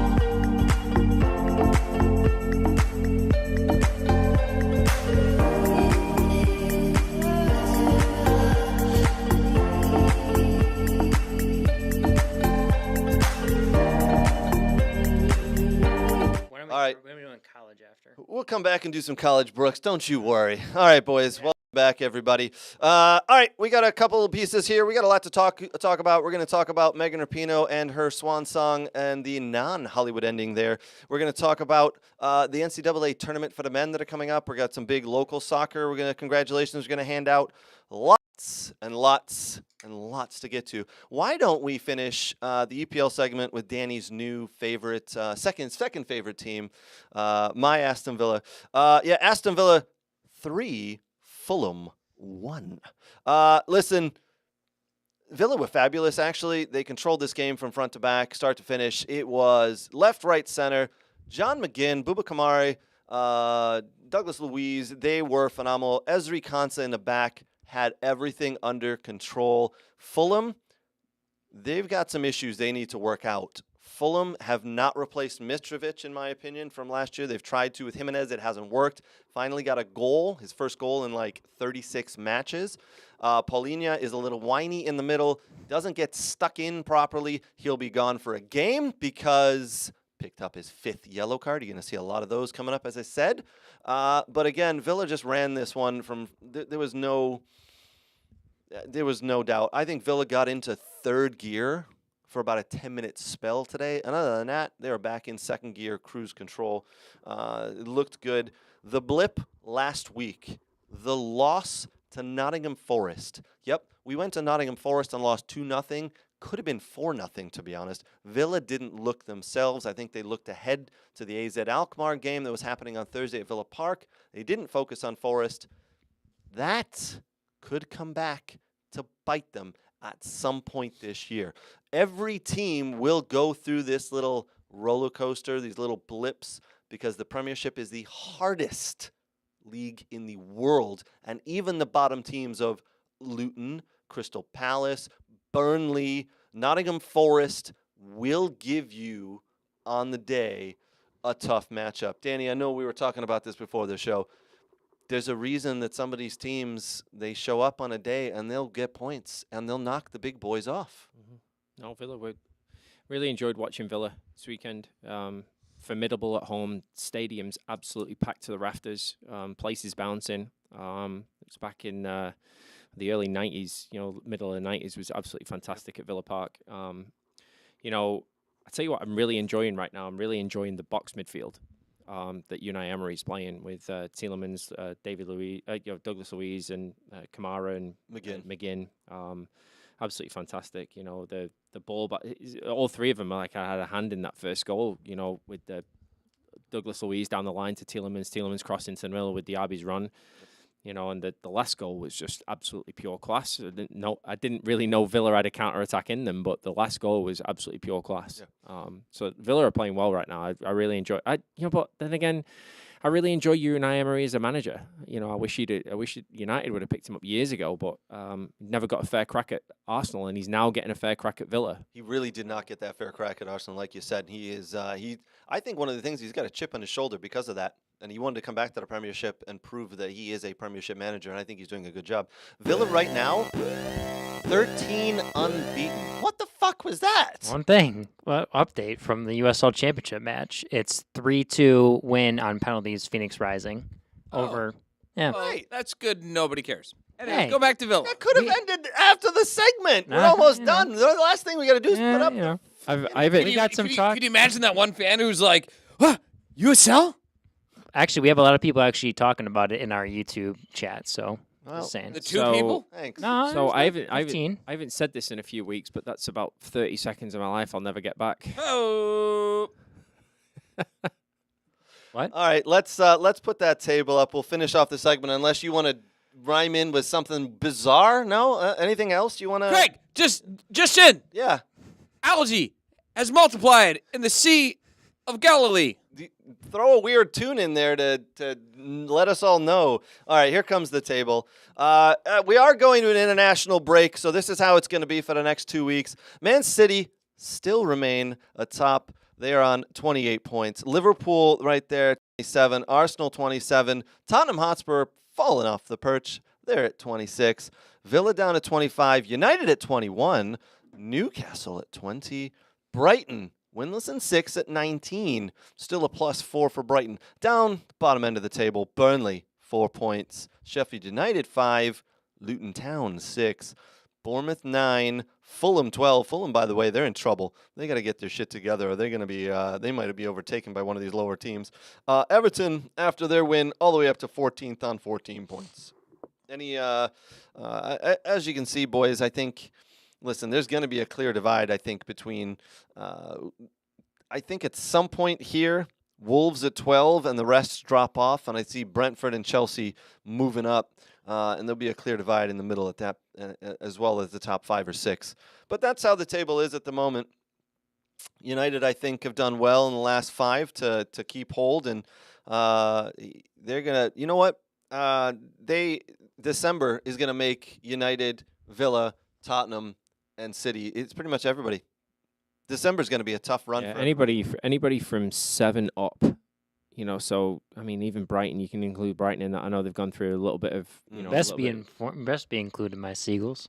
Well, they've gone through a little bit of a difficult spell, haven't they, recently? I think De Zerbi even said that in his presser at the end of the game. But if you look from 8 up, I mean, I really don't count West Ham in that, but and Chelsea will catch West Ham, I think. So I mean, so you can really include Chelsea in it. There's probably nine teams there that could kind of get a lot of points. But I mean, really, you're looking at 1 through 6, 1 through 7. By the middle of December, you're really looking at, I mean, it could be really tight. I've got a feeling Liverpool. I think actually Liverpool, when they come back from the international break, I think Liverpool go to City and beat them. I do. You think so? I think Liverpool are playing great football right now. I'm gonna say you're right. Well, it's either gonna be a Liverpool win or a draw. Yeah. I put money on a draw today with Chelsea, by the way, and that was a pretty good payout for me. Yeah. But it's either gonna be a Liverpool win or a draw. Yeah, I can't see Liverpool going there and get them being beaten, especially given the way that they're playing right now. I'm very interested to see how Liverpool set up to play, because it is at City, as we said. So it's gonna be interesting to see how they set up against. I don't think they'll be afraid of City. I think Liverpool's midfield right now is the best midfield in the league, with Endo, Slobosai, and McAllister in the middle of midfield. Those two, Endo, where'd he come from? Yeah, Germany. Yeah. No, I think he's been great. Although he should have been sent off today and in midweek. Do you think that was a sending off? I do, yeah. Do you? Yeah. I thought he pulled back. No? No. I don't know. I think there's been some strange. That's my line, strange Greg. decisions right now. I thought he went out, and before he got to the player, pulled back and tucked his cleats back in. Yeah. No, yeah. I thought it was a send off. I thought the one in midweek was a send off as well when they played in the Europa League against Toulouse on Thursday. I thought that was a sending off as well. Some interesting results midweek, by the way. Brooks, you're laughing. What's going on? Has there been another update in your whatever league that no one cares about? Do you want to interrupt? And again, no. What? Don't you like DCFC? They play in the same league as the USL Championship. Not in the middle when we're talking about EPL. Oh, the game ended, so I just did an update. You could have waited. Right, guys, this just in. The Penguins in Detroit, they're all sleeping now. There are penguins at in the Detroit? zoo? Yes. Pittsburgh Penguins flew in. All right. Nate, we talked about it earlier. We all thought that, I thought that the Man City-Chelsea was game of the weekend. False. You think that there's some Bundesliga game that everybody was watching. Correct. The score actually surprised me. Why don't you go ahead and tell everybody what it was? Tell us the game. Tell us the score. Tell us what happened. Have at it. Have at it. Here's your moment. The Bundesliga, back in action, if you will. Stuttgart faced Danny's Dortmund. What? Danny's Dortmund. I'm not a fan of Dortmund. I thought you were. No. It was him. Brooks' Dortmund, as I said. And I'm being honest.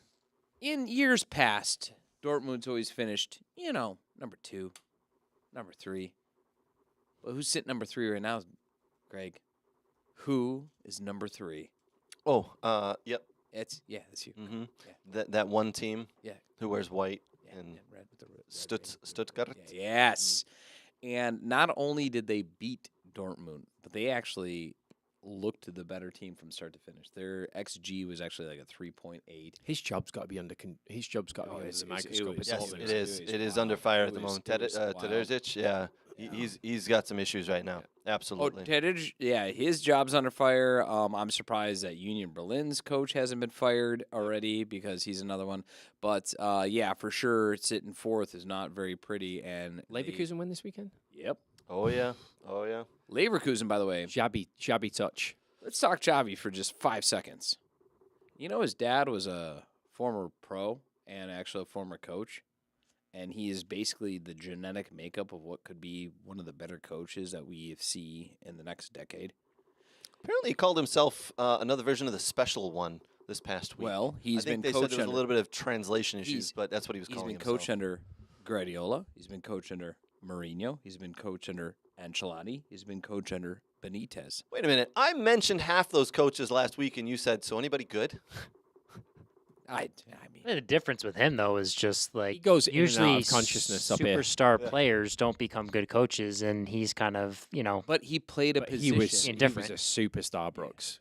Huh? Xabi Alonso was the fucking unbelievable he was. player. That's why I said he's a superstar. That's why I said he's a good player. He also played a position that, unlike Craig, where you just like run around and score goals, you're more I like like how he gives me credit for scoring goals. I'm fine with that. yeah.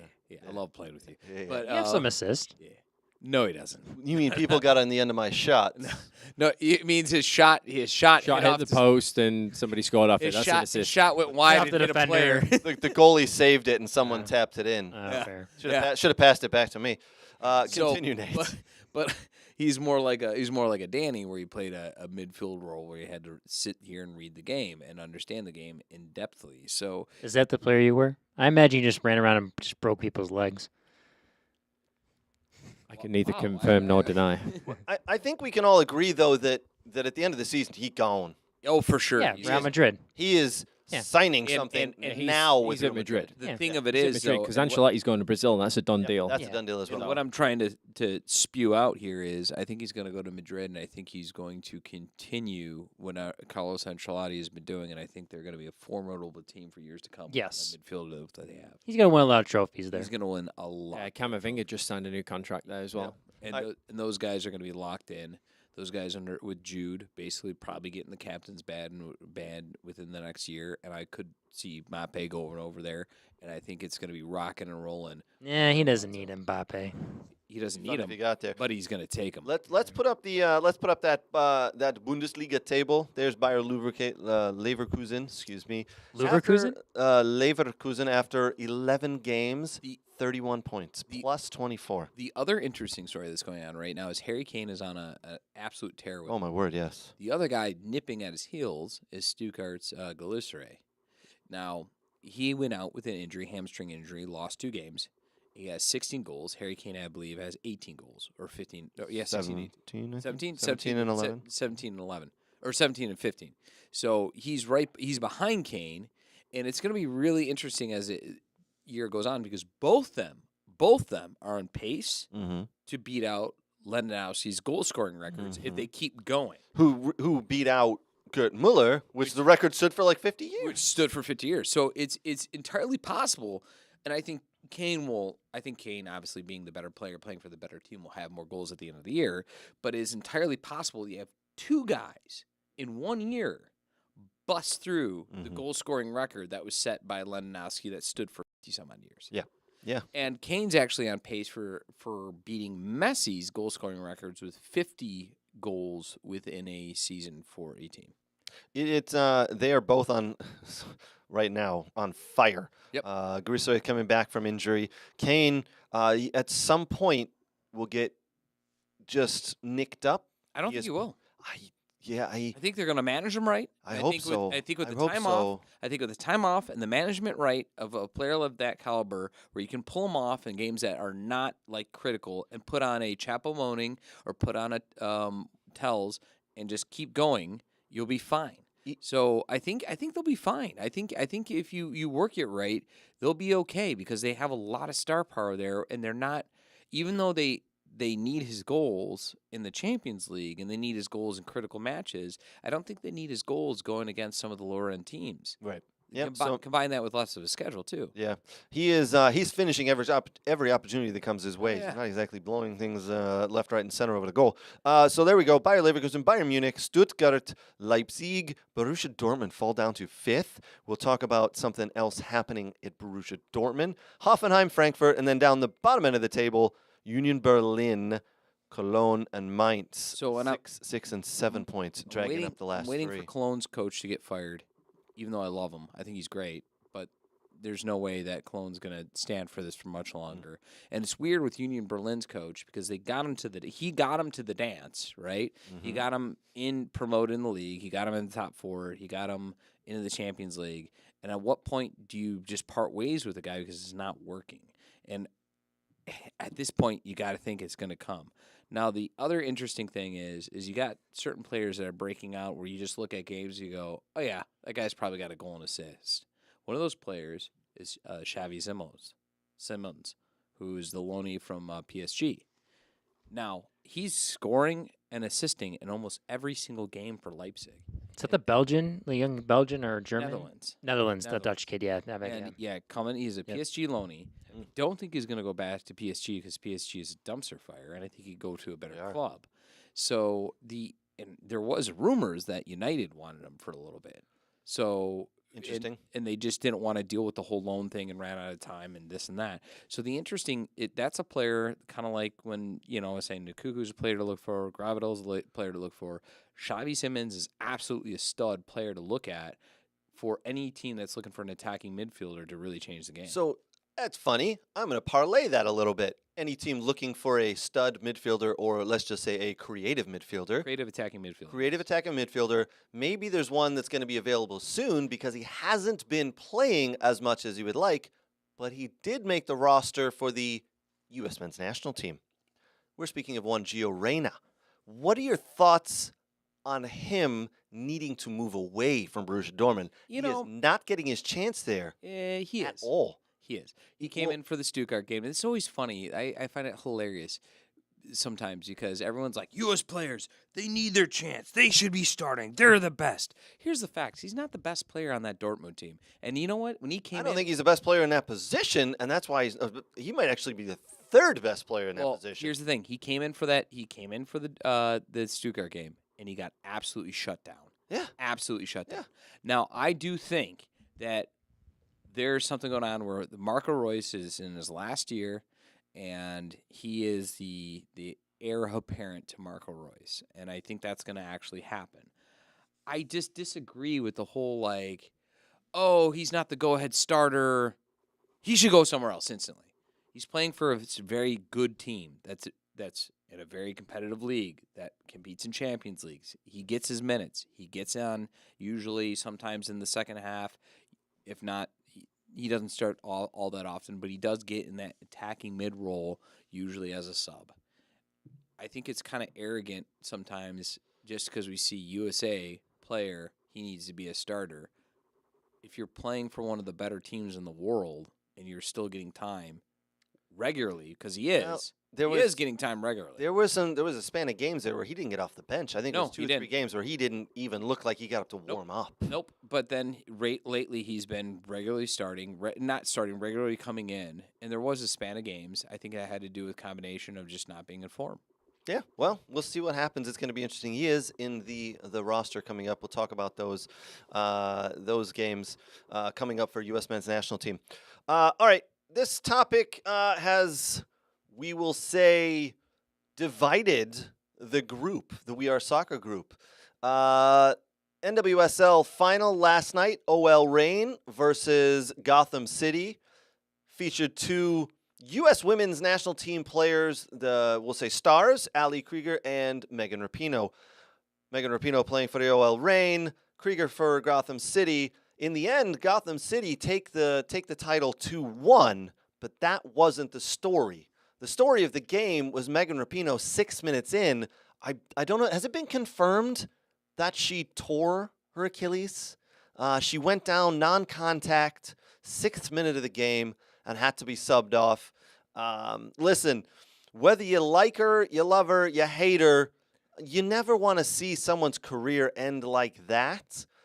Trust me, you need to be able to separate the on the field and the off the field. Whether you like her off the field or hate her off the field, on the field, she's been a very good player. If you go back and look at her stats from 5-10 years ago, she was a solid player on the field. Yes, as of late, hence why 36, 37 years old, she's retiring. Has lost it, and maybe she shouldn't have been in that U.S. women's national team that went to the World Cup, but not really her decision. That's debatable, I know, but you definitely hate to see someone's career end like that. That's not what I wanted to see. No, it was tough for her. I mean, she's been regardless of what she's done off the field, that I think a lot of people have had issue with and stuff like that. Nobody wants to see a player, go out when she's done so much for U.S. women's soccer. From a success standpoint and what she's done for helping change the game and bringing little kids into loving the game of football. I think. For her to go out that way, it's just not right. And obviously, best wishes to her in a recovery from her injury.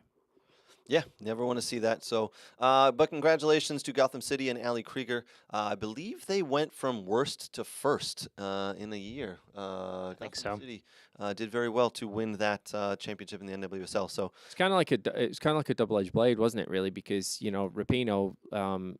Goes down 3 minutes into the game, gets injured, ends her career on an injury 3 minutes into the game. Ali Krieger was also retiring at the end of the NWSL season, and she wins it and goes out top. So it was, bittersweet, but, great story nonetheless. Yeah, absolutely. Brooks, looked like you wanted to read some comments. Are we good to go? They're good. All right. Okay. Let's jump in. Let's talk U.S. men's national team and the international friendlies that are coming up. Trinidad and Tobago. We play them twice. Nations League qualifying. Game number 1, which our man Nate will be attending, is Thursday, November 16th, 9 p.m. Eastern Time. Kickoff Q2 Stadium down in Austin. Nate, looking forward to that one. I'm going to tell you right now, you better freaking make that game because it should be a good game, man.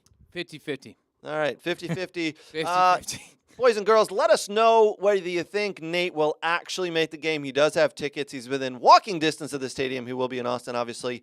Jimmy and I might make it halfway to the stadium and then fall asleep midway there. Don't do that. Don't be that guy. Yeah. Don't be that guy. For some reason, I feel like you've been that guy before.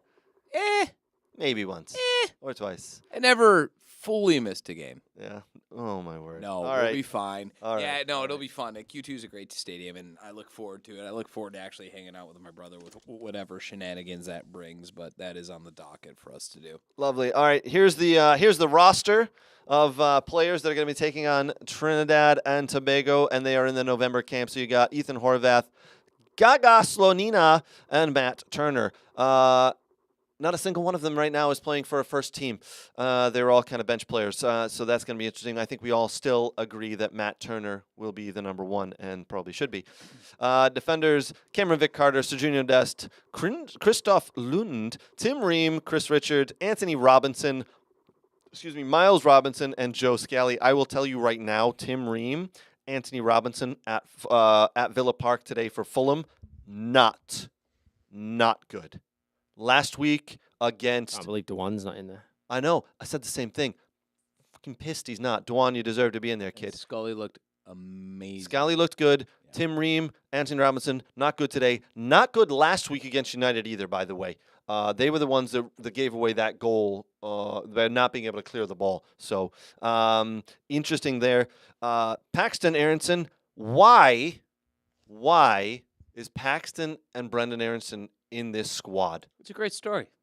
It's a good story. Paxton's a good midfielder. Do they deserve to be in this squad? Paxton, yes. Brendan, no. Absolutely not. He's not starting. No, I don't think he's... Either of them are starting. Neither of them are starting. And from what I understand, Brian Scariata, shout out to him, was saying this week, both right now, not in a good form. They're both bringing them in just for the sake of the story. Nate, not a good thing. I'm sorry. We'll get to this in Why are you apologizing to me? No, said that. I'm apologizing. We understand for agreeing that with you are. I'm agreeing with you, and I'm sorry. You're right. Like, gosh darn it. Why are you still apologizing? I don't know. I'm sorry Why? that you're right. Why? This is one of those occasions where I have to apologize Why? for you being correct. Paxton's Why? hands down better than Cardoso and De La Torre. I don't care if he's not starting. There's no way he should be in this squad. Absolutely Much not. better midfielder. He can't get into his own. He can't get into the team right now at his club. No. What about your England team? Calvin Phillips doesn't play and he still gets We're in. getting to that. Trust me, we're getting to that. I would throw a curveball in there. Who would you put in? Julian Green. Oh, I don't know. I think he's way past his prime, but Oh, he's I'd like rather have him than he's Paxton Aronson. 26, and he starts every goddamn game I from think- Luther Firth, sitting in the second division, and does very well. Yeah, we In can. the second division in Germany. Yeah. Okay, what's It's- better, the starting a second division What's or better? I'll or tell you what's sitting better. a bench? I'll tell you what's better: the Thursday night co-ed league that Craig and I play in. No, but seriously, you're I've gonna done- take a player that cannot get off a bench over a player that's actively starting In the second division. in Germany. In the second division. In Germany. Wait. All right. Hold on, real quick. I mean, why is Gaga in here and not Chris Brady? I mean, there's up and down. You know what, So- boys? We could go on about this all day. Trust me. There's a couple players. So Paxton Aronson, Johnny Cardoso, Luca De Torre, Maloney, Weston McKennie, Yunus Musa, Gio Reyna. As we've said, has his issues right now. Gio at Borussia Dortmund, but he's back in. Malik Tillman. Then your forwards: Brendan Aronson, Florin Balogun, Paredes. Good to see him back. Pepe and Zendejas. All right. But Reyna is actually, again, he's actively playing significant minutes. Not like 5 minutes in the game. He's playing a getting good 20 to 30 minutes. He's playing 40 to 50 minutes. In a struggling 40 to 30. in a struggling Dortmund team. And a Dortmund team that's sitting fourth, yes. fifth.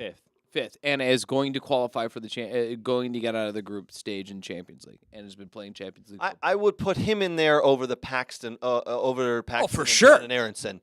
I would have liked. I just, you know what? It's fine. It is what it is. That's the U.S. men's national team. They've got 2 games, as we said, coming up this week. Excuse me, one Is it Friday, a 2 games Thursday. or 4 games? Well, Trinidad, two games Tobago. against 2 different countries in both games, Trinidad and Tobago. Yeah. By the way, you know what they call beers in Trinidad and Tobago?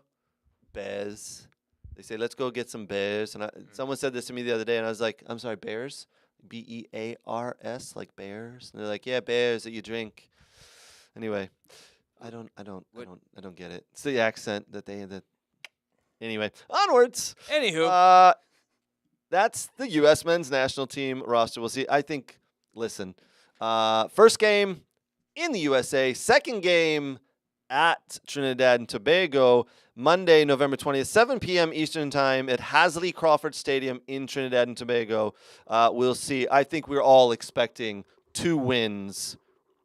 Shouldn't be that tough, right? It shouldn't 4 be. wins. 2 games, but they'll count as 4 wins? Okay, Yeah. I'll go with that. All right, now let's step into what Brooks just mentioned, the England national team. Dumpster fire! Well, is it as much as a dumpster fire or more or less than what we just saw? Here's your England squad. Sam Johnston, yes, he's the Crystal Palace goalkeeper. Jordan Pickford, the Everton goalkeeper. Aaron Ramsdale, who hasn't played. He is on the bench. Arsenal's number 2. There you go as your defenders. Levi Colwill, Lewis Dunk, Guer Maguire, who is having a hell of a season right now. Fuke Tomori, Kieran Trippier, Kyle Walker, who has been abused the last several weeks and has lost a step, as we said. Midfielders, Trent Alexander-Arnold, Jude Bellingham, best player in the world at this point. Conor Gallagher, who's playing out of his skin. Declan Rice, and these players have absolutely earned their time. Jordan Henderson is killing it in front of a stadium of 600 people every week in the Saudi League. And Calvin Phillips, who can't get off the bench at Man City. Are you kidding me? Are you kidding me? Now, hold on. I think yours is worse. Where's Yours James is way Ward-Prowse? So here's my thing. This is when I went where I was bantering back and forth with my sexy compadre off to the left. The difference between England's national team or even Germany's national team, no offense, the U.S. has a limited roster of players playing internationally. They have a limited roster of players playing in upper high European divisions. So that's why I think there's a huge difference from going, hey, this guy's playing second division England, this guy's playing second division Germany, versus an England national team who's pulling in a Saudi player. Yeah. Because surely you have someone else. Well, it is other players. Well, you've got the James Madison. James Madison's in the squad, right? But it was announced before he got injured on Monday night against Right. City. So he's out. Yep. You know he's coming out. Mhm. Yep. So you know that a midfielder's coming in, right? So, There's some MLS English players. James Ward-Prowse probably you would think that would probably get the call up there. Maybe Conor Gallagher. You You would think Which one are you referring to? James Ward-Prowse would find his way into this team on form alone with how he's been playing, and he's a poor man's David Beckham. But the thing is, Southgate probably won't replace him because of the fact that they've got 6-7 forwards in that. Yeah, let's get back to that. A lot of forwards they have listed. Yeah, we'll list off the forwards here: Jared Bowen, Phil Foden, Jack Grealish, Harry Kane, James Madison, obviously going to miss now, Marcus Rashford, Saka, Ollie Watkins, Callum Wilson. I mean, they've listed Madison as a forward, so obviously he's an attacking centre mid. So Yeah. I mean, they're listing him as a forward, but I mean, he probably won't even replace him just with the fact that they've got I mean, Grealish is 7-8 center mid. replacements. And Foden can play in that role. Yeah. You could argue that Grealish could play behind behind Harry Kane as a 10. Rashford's done it before. Jared Bowen has done it before. So he probably won't even replace him. I love the Trent Alexander-Arnold into the midfield. I love the Levi Colwell. Obviously, Maguire's in there on form at the minute. I mean, Rashford, because he usually plays well when he comes to England, right? When he plays in the England squad. But I don't think he gets in though. I mean, his if you're looking form at has been terrible. If you're looking at England playing with a 4-2-3-1, I think he plays. I think to be honest with you, right now I'd play Saka. Yeah, Saka, absolutely. Kane, Grealish probably. Foden is the 10. Yeah. With Bellingham and Declan Rice in the middle of midfield. But he will probably go with, as he did against Italy. He will probably go with two holding centre mids with Rice and Calvin Phillips and Bellingham in front. Yep. Yeah, it's there's just you wonder what's going on with the Jordan Henderson piece. I mean, like we said, he's playing in the Saudi Arabian League, which is on par with USL Championship. I don't even know. It's worse than the Probably MLS. Lower. I mean, it's not a good league at all. It's just not a good league. And then you've got Calvin Phillips, who can't get off the bench as even a sub for Man City, who I think we've all said it needs to move on. You can't tell me there's not a younger English player like with the 20s or 23s that deserves to take Jordan Henderson's spot. There's 100%. there is There's several. absolutely. Yeah. There's several. One of them's Mason Mount. Yeah. Mason Mount. I would take Mason Mount right now, even though, he came on, did a 20, 25-minute, 30 cameo. He's playing in front of 78,000 people every week. He played really well at the weekend as well. Put him in the middle of midfield and get Henderson out of there because, he doesn't deserve to be in the England squad. I think he's done. He's past his prime for at least world playing. Well, you just go back to the Beckham documentary, right? When, Capello turned around and said that you can't play in the MLS and still be selected for the national team squad. You have to go and play in Europe. And he did. He went to AC Milan and got selected to play in the World Cup. Yeah. It's the same thing. I mean, it's absolutely it's the crap, same thing. It's a crap league out there. It's just, it's not the same level. Nowhere near the same level. So I don't understand why he's sticking by him. If he was affecting the game while he was still playing in the Saudi league, then I'd feel differently. If Jordan Henderson, if he was still affecting the game and doing what he used to do, then yes. Hold on. So if I go out and play with a bunch of U10s and I affect the game really well, that's not realistic because you're not going to be a 20-year-old playing in U10. Either is him playing in the Saudi league. So that's my point. Just because you affect the game in a lower end league, it doesn't mean if you're still physically fit and you can still run with everyone and do that, then I'm fine with that. But if you're not doing what you're supposed to do, then yes, you shouldn't be doing that. Is he being brought in because of his leadership quality and he's been around this squad for a decade now? Is he being brought in because of that? And he's gonna, if anything, he'll come in for 5 or 10 minutes. But if Southgate's all about relationships, though, isn't he? Oh yeah, It's all about you can relationships. easily tell that. That's why he stuck by Maguire. Yeah. To be honest with you, I mean, we sound like dickheads right now because he stuck by Maguire in the He's last done 5-6 games at Man United and England. He's been absolutely phenomenal. So he stuck by him and he's done really well. Well, Berhalter does the same thing. He sticks by guys that we don't think he's The very weird good thing at. is Grealish, right? Grealish right now isn't he's actually affecting games and he's playing well, but he's not getting consistent starts. He's coming in as a bench, as a sub. He's sitting on the bench and coming as a sub to affect the last 20 or 30 games. When he played for Villa, he could never get in consistently into the England squad. The instant he went to Man City, every single England squad he's in there, whether he's in form or not. Yeah. It's bizarre.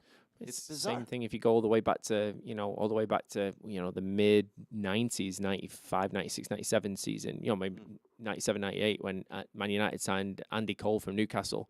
Andy Cole wasn't getting in the England squad when he was at Newcastle. He made the switch to Man United mid-season in January and in February in a camp, he's in the England squad. He never missed the England squad after the next 7 years. Yeah, it's funny how that works, isn't it? Just so everybody's aware, England play Malta at 2:45 p.m. Eastern Time on Friday.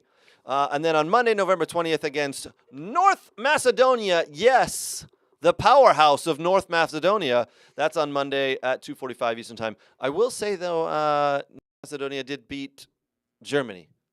Was it 3 years ago now? 2 years ago? The powerhouse team. Powerhouse team right there. Yeah. A little bit better than South Macedonia. I'll take your word for it. What about East Macedonia? Not as good as East Macedonia. I'll take your word for that. West Macedonia pretty good? They're on the lower end. Okay, fair enough. Yeah. All right. Don't get me started on Central I was Macedonia. going to say Central Macedonia. You don't want to. It's a whole new ball game. Yeah, it is. Whole new ball game. Can anyone tell me where Macedonia actually is? No. Onwards we go. Northwest Macedonia? Onwards we go. All right. Do want to say Brooks, hover your finger over the applause button here. All right. Are we doing it for every single one? Just some I've picked out. Okay. Just some I've picked out. So how about you read them and then I'll do that? Well, before we do that, we are going to tell you that we have some big congratulations to talk about. I got to get it queued up here. But some big, we'll say news. Some people know about it. Some people don't. We'll talk about it right after this.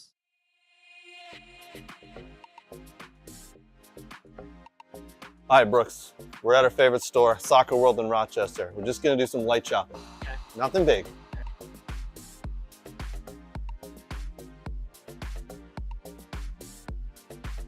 Ooh, pretty colors. Oh, and one of these too? Ooh, Germany. Nate would like this. Hey, Brooks, look at all these. Look what I got.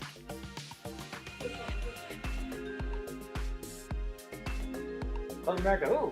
Wow, that's not MLS. Cool. Socks? No.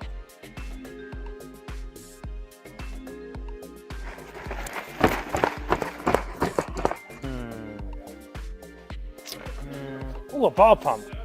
Next to line. Sir, you're next. Right. That's a mannequin, you know that. Huh? It's a mannequin. Oh. Sorry, sir.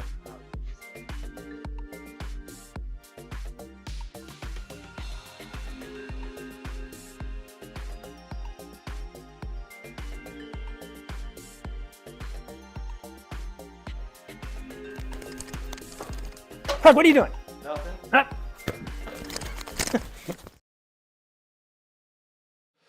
All right, boys. There was a nice comment that came in the YouTube or Facebook group there. Danny, you were saying, what was that? Yeah, Luke Zagorski made a really good point, actually. The young lad that Chelsea signed from Man City that scored the penalty to tie it up. Cole today Palmer? 4-4. Yeah, Cole Yep. Palmer, yeah. Yep. Coming in for Madison. Oh, is it Cole Palmer who just got called in? No, Cole Palmer, Yeah. Play with Grealish and Foden Yeah. to come into the England squad. Yeah. You know. Oh, he is. That's what I'm saying. Yeah. Yeah, he's coming in. I didn't realize he got called in. That's good. Yeah, he's. I tell you what, that was a good move for that kid to move away from Man City. Grew up a Man City player, came through the academy from age 8 onwards, but he realized that he wasn't going to get into that squad and decided to move on. And Chelsea paid the 40+ million for him, and it's working out very well because he started almost every single game and scoring goals. Took that penalty extremely well. Yeah. All right, Brooks, get that finger applause button ready. We got a couple of congratulations here. Huge congratulations to Sabalian Roy for being named 2023 Mr. Soccer here in the state of Michigan. Good friend of the show, Travis Roy's son. So congratulations, Sebi. I think that is the first time in the history of Michigan's Mr. Soccer that we've had a father-son. Travis won it back in 1991. He's got a younger son, Fagan. That's in Oh, high yeah. school as well. Oh, yeah. Yeah. Oh, I know. And Fagan is a little tank. Well, I remember him as a little tank. This was several years ago. Now, I think he outweighs me and is taller than me. And Fagan, by all accounts, could be the real star of the family. Morgan Roy, the oldest sister, I believe she's 18 years old now, is playing down at Notre Dame and doing very well as a freshman there. So, yeah, big congratulations to the Roy family, Sabalian Roy, the 2023 Mr. Soccer Award winner. Congratulations to Flower City Union for winning the 2023 NISA League. Well done to Flower City Union. Congratulations also to the Michigan State University women's team and coach Jeff Hosler as they beat Ohio University 3-0 to advance to the second round of the NCAA tournament. Well done, coach, and the women's team at Michigan State University. Congratulations to the Western Michigan University team and Chad Weissman, the coach there, as they win the Missouri Valley Conference and are now headed to the NCAA tournament. Regular season and conference tournament Regular champs. season and conference. Well done. Very well done, coach, and Western Michigan. Congrats to Cale Wasserman and his Southern Illinois University of Edwardsville team as they win the Ohio Valley Conference and are also heading to the NCAA tournament. All ties there to Michigan in some way. Speaking of that, tomorrow night, Monday night selection show for the men's NCAA tournament will be held. Right now, we are going to show you who has won their conferences and has the automatic bids. Here you go. I'm going to list them off real quick. Bryant University playing in the American East Conference. Lipscomb University, the Atlantic Sun Conference. San Diego University, the West Coast Conference winners. Western Michigan, as we talked about, the Missouri Valley Conference. Southern Illinois University of Evansville. Congratulations again to Cale Wasserman, to the Ohio Valley Conference. Omaha University, the Summit League Conference. Marshall, the winners of the Sun Belt Conference. Charlotte University, the American Athletic Conference. Congratulations to the Dayton Flyers as they win the Atlantic 10. And High Point from the Big South. UC Irvine win the Big West Conference. Green Bay University win the Horizon League Conference. Congrats to Rider University, the winners of the Metro Atlantic Athletic Conference. California Baptist win the Western Athletic Conference. Clemson University win the ACC. Xavier win the Big East. And the Indiana Hoosiers take the Big Ten Conference. Well done there. Watched them play earlier this year. Did not see them as a really good team, but you know what? Indiana did what Indiana usually do. Yes. Take it towards the end of the year and win the Big Ten. Hofstra win the Coastal Athletic Conference. Yale and Coach Kylie Stenard win the Ivy League. Coach Kylie Stenard, well done, son. He's former Michigan State assistant coach. Exactly. Ken Kralicki's there as well, former Yeah. Michigan Jag, Michigan Wolves, and MSU player. Great stuff there, man. Yeah. Yeah, that's awesome to see. Yeah. Congratulations to Mercer University and win the Southern Conference League, and congratulations to Long Island University who win the Northeastern Conference. UCLA take the Pac-12, and Boston University win the Patriot Conference. Yes. As we said, selection show is tomorrow. Brooks, who else from the Big Ten is getting in, my friends? I'm going to say Penn State. Yeah. And then I think it's a coin toss. Did Northwestern do enough? And they were ranked for a good part of the season. And was their schedule strong enough in their, the quad 1, quad 2 stuff with the home and away wins and such? Was that strong enough? I think those three get in. I think Michigan State just misses 7 wins, 2 losses, and 7 draws. They need some of those draws to become wins. So I think they just miss. That's unfortunate for Coach Damon and the Michigan State Spartans there. Brooks, all right, tough question here. Who do you think is the favorite and goes on to win? I think it's a big toss-up this year, honestly, between a lot of teams. Everyone has really been knocked off the pedestal of number 1, number 2, number 3. The most consistent teams this year have been Marshall, Notre Dame, and West Virginia. People that watch the game, Marshall and West Virginia, a lot of international players, Yes. heavy international. but very, very good soccer playing schools. Notre Dame doing very well, winning the ACC regular season and losing in the conference tournament. Always a tough place to play in Notre Dame, though. Chad Riley doing a very good job there at Notre Dame. I think the favorite to me probably are the two West Virginia schools, Marshall and West Virginia. But like I said, it's anyone's game. Georgetown, which currently sitting at number 3 right now in the country, has a very good shot. Brian Weiss does a very good job at the Georgetown program. So yeah, but just something, just to remind. New Hampshire coming out of nowhere and doing very well. There's a lot of top ACC schools though, so it could be very interesting. Yeah, it's going to be interesting. And that NCAA tournament for the men's kicks off next weekend after the selection show starts tomorrow. Is tomorrow. One thing though, don't be surprised if Western Michigan makes a run. If they've played themselves into possibly getting a top 16 seed, so that means you get a first round bye. And then you win, then you get to the Sweet 16 after one win. So don't be surprised if they make it into the Elite Eight. Maybe get in the College Cup possibly. They are a team that gets a lot of scoring chances, a lot of service from wide, and they have big and physical players. Chad Wiseman's done very good with that Western Michigan program. All right. Brooks, I know you've watched a lot of college soccer this year.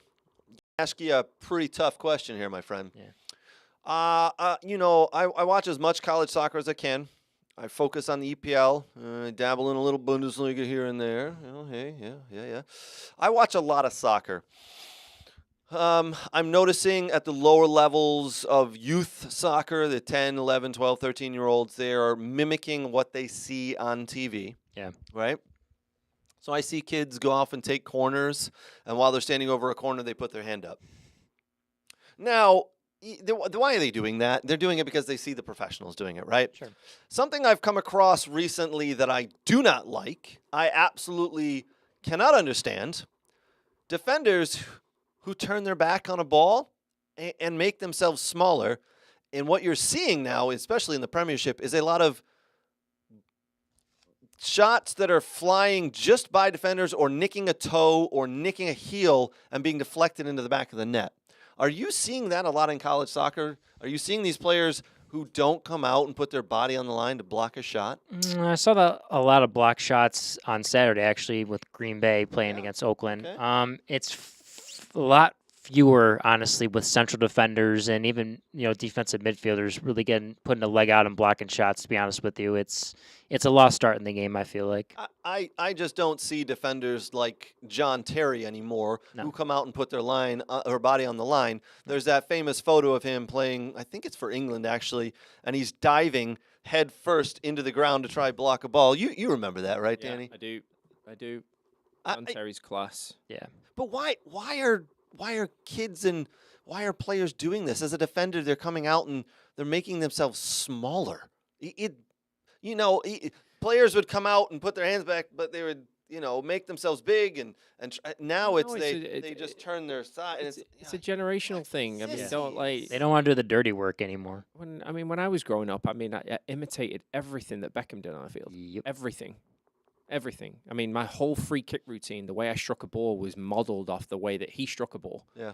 Just from watching him for hours and hours and going out there and doing it. I mean, just, you watch these players and you get attached to them and you want to be like them and they're like heroes to you. So, it's different time. Different times. It just bothers me that I see the bunch of these kids. This weekend I was down in Kentucky, as I said, and I watched four games my son played and then several other games. And these kids are just turning their back, and none of them know how to defend. Well, it drives me crazy. Craig, forwards in college soccer and youth soccer, they're very one-dimensional. They, it's either just play me in behind, but they won't get on. They won't get on the end of early crosses, or they're good in the air, or they can take players on from wide. And midfielders just play east to west and south. They can't turn and dribble forward. So there's a lot of stuff, and that's why the international players come in and change the game for college soccer, because there's a lot of the domestics are signing pro that can do that. Yeah, and Marshall, as you said, one of the favorites this year in the NCAA tournament. They've got a lot. What they won it 2 years ago, was it? Yes. With COVID year, it was in the spring. And they had wasn't it 21 of 25 were international players? Yeah, Missouri State, blew me away. Yeah, Missouri State, who Western Michigan beat this past Saturday in the Missouri Valley Conference Tournament championship game. I think they have like 30 players. I believe 27 are international, 3 are domestic. So, and none of the domestic players have played a minute. So, yeah. Interesting. Change All it.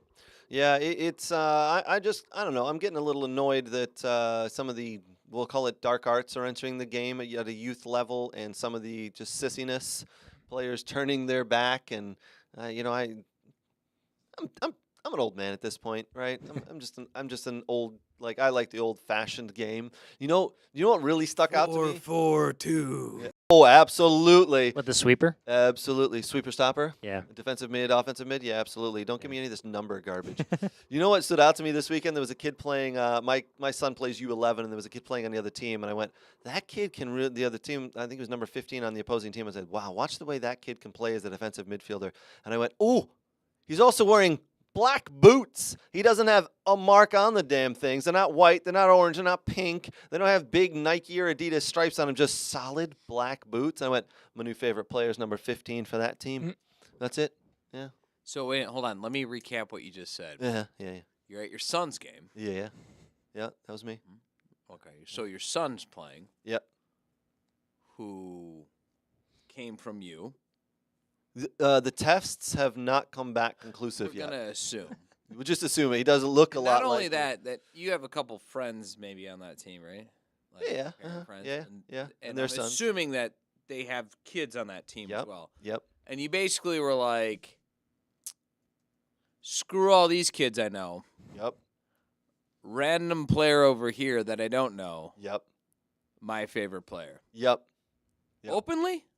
Oh yeah, I told all the other parents. Yeah. Watch number 15, my new favorite player. Did you say? Did you let your kid know? No. Because that would have been next level. I'm just trying to figure out where the insanity stopped. Just an FYI, my kid plays forward and is a bit lazy up top. Oh, like you, father like son. Apple I don't know where. fall from the tree, just whip right there. So we don't really need to do any of the paternity tests. Pretty sure he's mine, based on that. But yeah, no, there was a kid who played as a defensive center midfielder, and with his back to goal was money with the ball. Question: how many 11 years times old. has your kid taken off his shirt, and tried to hand it to the ref within the game? My son has definitely not done that yet. Yet. So okay, there's an age limit for that. Craig hasn't taught him that yet. Yeah, he's got about another year and a half before that happens, I guess. Yeah. Do you know what he did do this morning though? My son was a bit under the weather this morning, and I yelled at him to make a run or do something, and he turned around and goes, "Shut up!" Yeah, that's my son. That's my son. If I'd ever done that to my dad, You yelled at your son if I'd to ever make done a that run. to my Hold dad- on. You yelled at your son to make a run. Yeah. What? He needed to make a run down the line. The oxymoron in that statement is unbelievable, isn't it? Oh my God, it is. I don't know about you, Danny. I just sit there and watch like my kid play and enjoy it. This guy's over here. Stop Why aren't coaching you your making the son." run that I would never make? All those parents I sit on the sideline with sometimes, and they telling their kids what to do. Just let it go, Craig. You know what I tell 'em? understand. I've had this conversation with my son. I said, when I tell you to do something on the field, you need to do it. And he goes, well, why? And I said, all right, out of the facility we just came out of, kid, who is the person in that facility who has played the most soccer at the highest level? And he goes, well, you, I guess. And I go, yeah, so listen to what the F I say. I think there's a coach too on the Jags who probably played a little bit higher than you, but I think Not from where I was. I think I want to turn around. I think I want to turn around and let's, say, hold on. Let's watch the progression though. Remember when he tells stories about his dad, where he's like, "Your coach gives you the Yes, instructions. you gotta listen listen to the coach." Yeah. And then there's Craig. Yes. My dad never yelled Your at me. coach doesn't know anything. Listen to me. I think I would like to say to Craig what I sometimes say to parents that keep berating referees is that Oh you my know God, it's awful. why don't you pick up a whistle? Oh, no, I don't. And try it yourself, right? You know, yeah. So Yeah. Craig, you know, why don't you pick up a I used to coaching ref. booklet? Oh, yeah, no. You know, and go through the proper appropriate steps to become, I don't know, an A-licensed coach maybe one day. And Could you see him as a coach? No. All right, everyone, we're gonna break out the 4-4-2. 4-4-2. None of these sissy pink, yellow boots. Black now. Every one of them. Every when single one. I of do them. this, and I- we're doing sprints. Don't bother bringing a soccer ball to practice on Tuesday. We're running. Oh, what'd you learn? Hey, Billy, what'd you learn in soccer today? Coach Craig just had us run wind sprints for like 90 an hour and a half. Yes. Did you touch a ball? No, what's a ball? No, but we watched him shoot into the net as we all tried to play goalie. He kept on saying, "Do it like this. Why can't you do it like this?" And then pinged it in Yes. on Joey. Was it bend it like Craig, they'll say? Yes. Yes. I could only imagine the conversation with his forward's parents. His forward jumps in the car and goes, Dad goes, "How was practice, kiddo?" And he goes, "It's great." He goes, "Coach Craig just had me standing between the two centre backs, scream at my centre mids, and then I'd make a run and give me the ball." Danny, you would be a great assistant coach on my team. I think this is going to work out well. You're looking at me weird. I don't understand. See, Craig, this is what I do. So when I'm scouting players, and there's players, I'm pretty close with that I'm scouting, I say when they're walking out, we do it after the game, and calmly I say, this is what you need to do, not what your coach told you to do. Anyway, wheel. So, yeah. Ooh. Wheel. Yeah. Ooh, I don't know if you want to say that with coaches. Yeah, my son did play pretty well in the second game today. He put 4 in the back of the net, but he hit the post and missed an easy pass. So he didn't get his favorite lunch. Yeah, you know where we went to lunch? Where I wanted to go to lunch.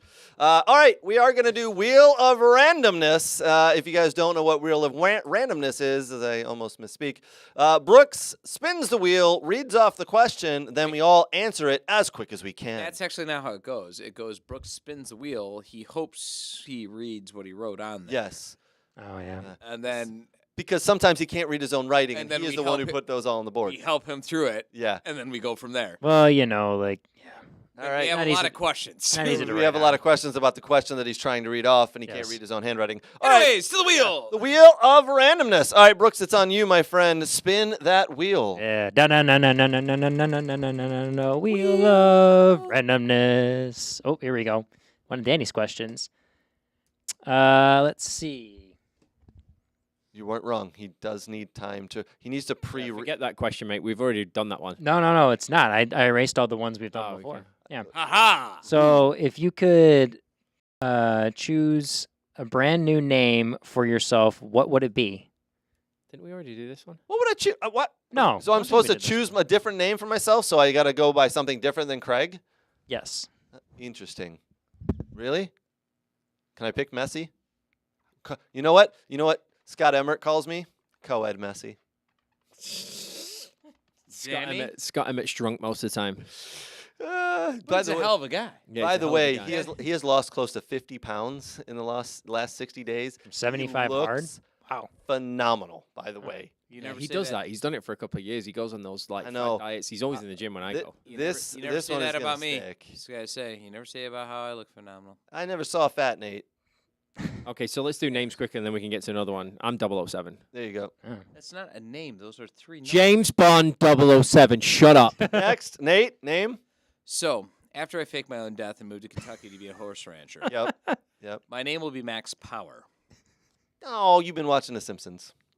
Tell me that's not a good name. I mean, it's a great name when Homer came up with it. Maxwell Power. Yes. Might as well just All right, call Max yourself Homer Power. Simpson. Be done with it. Oh, Yeah. I'm sorry, Messian. I'm going to said co-ed, give Messi. 3 numbers.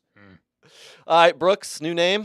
Oh, Don't man. give us a lacrosse name. I'm not. Okay. Give us the lacrosse name. Let's go. Supposed to be quick.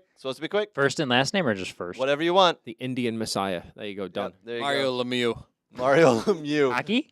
Yes, Mario Lemieux. Luis Suarez. Yes. You're gonna be the biter? Sure. Yeah, but Another he's, question. that's Yeah. a good one because he's coming with me to the horse farm. After. Yeah, he's gonna bite. Correct, He's gonna bite all the ears in your horses. Ready? Real of Anonymous. Next question. Let's go. Oh, here we go. What do we got? All right. If your professional soccer team was named after an animal, which animal would it be? So you know how you like have like American, it's team name, then you have like an animal like as a mascot, like Portland Timbers or like Michigan State Spartans or whatever. Like, what animal would you want your mascot and The team most American question ever. to be? Yes. Yeah. So like my new team or the team I currently support? Like Your Aston new Villa? team. Ever. My new team? Yes. Ah, crap. I don't know. Let's see. Anybody got anything? What animal would you? It doesn't have to be a new team. It could be a Villa if you want. No, I mean they're the Yeah. villains, right? Yeah. They are actually the lions. They got a lion in their crest, so they're the lions. Let's do your own new team. You're starting. What animal are you? All gonna right, go fine. with? I'll go because you guys can't think of anything Yeah. creative. Mantis shrimp. Mantis shrimp. The mantis shrimp. One. It's Of in Stuttgart? Yes, or whatever. It doesn't matter. Because one, it's a very colorful animal that looks awesome, right? And it has like a very colorful thing. Number two, has the strongest punch and any creature there is. Its punch power is that of a bullet. Bam! I've never heard of this, but okay. I'll Look take up your word. mantis shrimp. They're awesome. Okay. Danny, you got anything? Mantis shrimp. Now coming to the field, the mantis shrimps of Manchester. Vipers. The Vipers. All right, there you go. Shrimp would beat the I shit like out that of one. a viper. I'm going to go with wild horses. Stallions. Ooh, there we go. Stallions. Yeah, not Italian either. Stallions Ippalatus. Okay, yes, let's A do mantis that. shrimp Stallions would kick the lipananas. crap out of your horses. Yes. White Arabian horses. Yes. Oh, wow. Do you know quite we go. really the white lippen status? You know, like there's actually a cool fact about them. They're white. Oh. They're actually born black. Interesting. Black horses, but they're white. White Arabian horses. White Arabian horses. Interesting And- fact about the mantis shrimp. and Plus the Maybe I'll shit be out a of you. crocodile. Maybe I'll be a crocodile. Ooh, I like the crocodile. Brooks, quickly, what you got? Trash pandas. What the? Okay, trash pandas it is. Well done. That was Wheel of Randomness. All right, everybody. Appreciate you joining us. Thank you to Soccer World. Thank you to Next Level Training. Thank you to Dog and Pony Show Brewing. Appreciate everybody. Appreciate the Michigan Jags. Just a fabulous weekend of soccer down in Lexington with Michigan Jags. Thanks to the boys here in the studio. Thanks everybody for joining. Do us a huge favor. Like, subscribe, share all of our social channels and our links. We'd appreciate it. And for us here at We Are Soccer, the weekly recap, we are out. Cheers.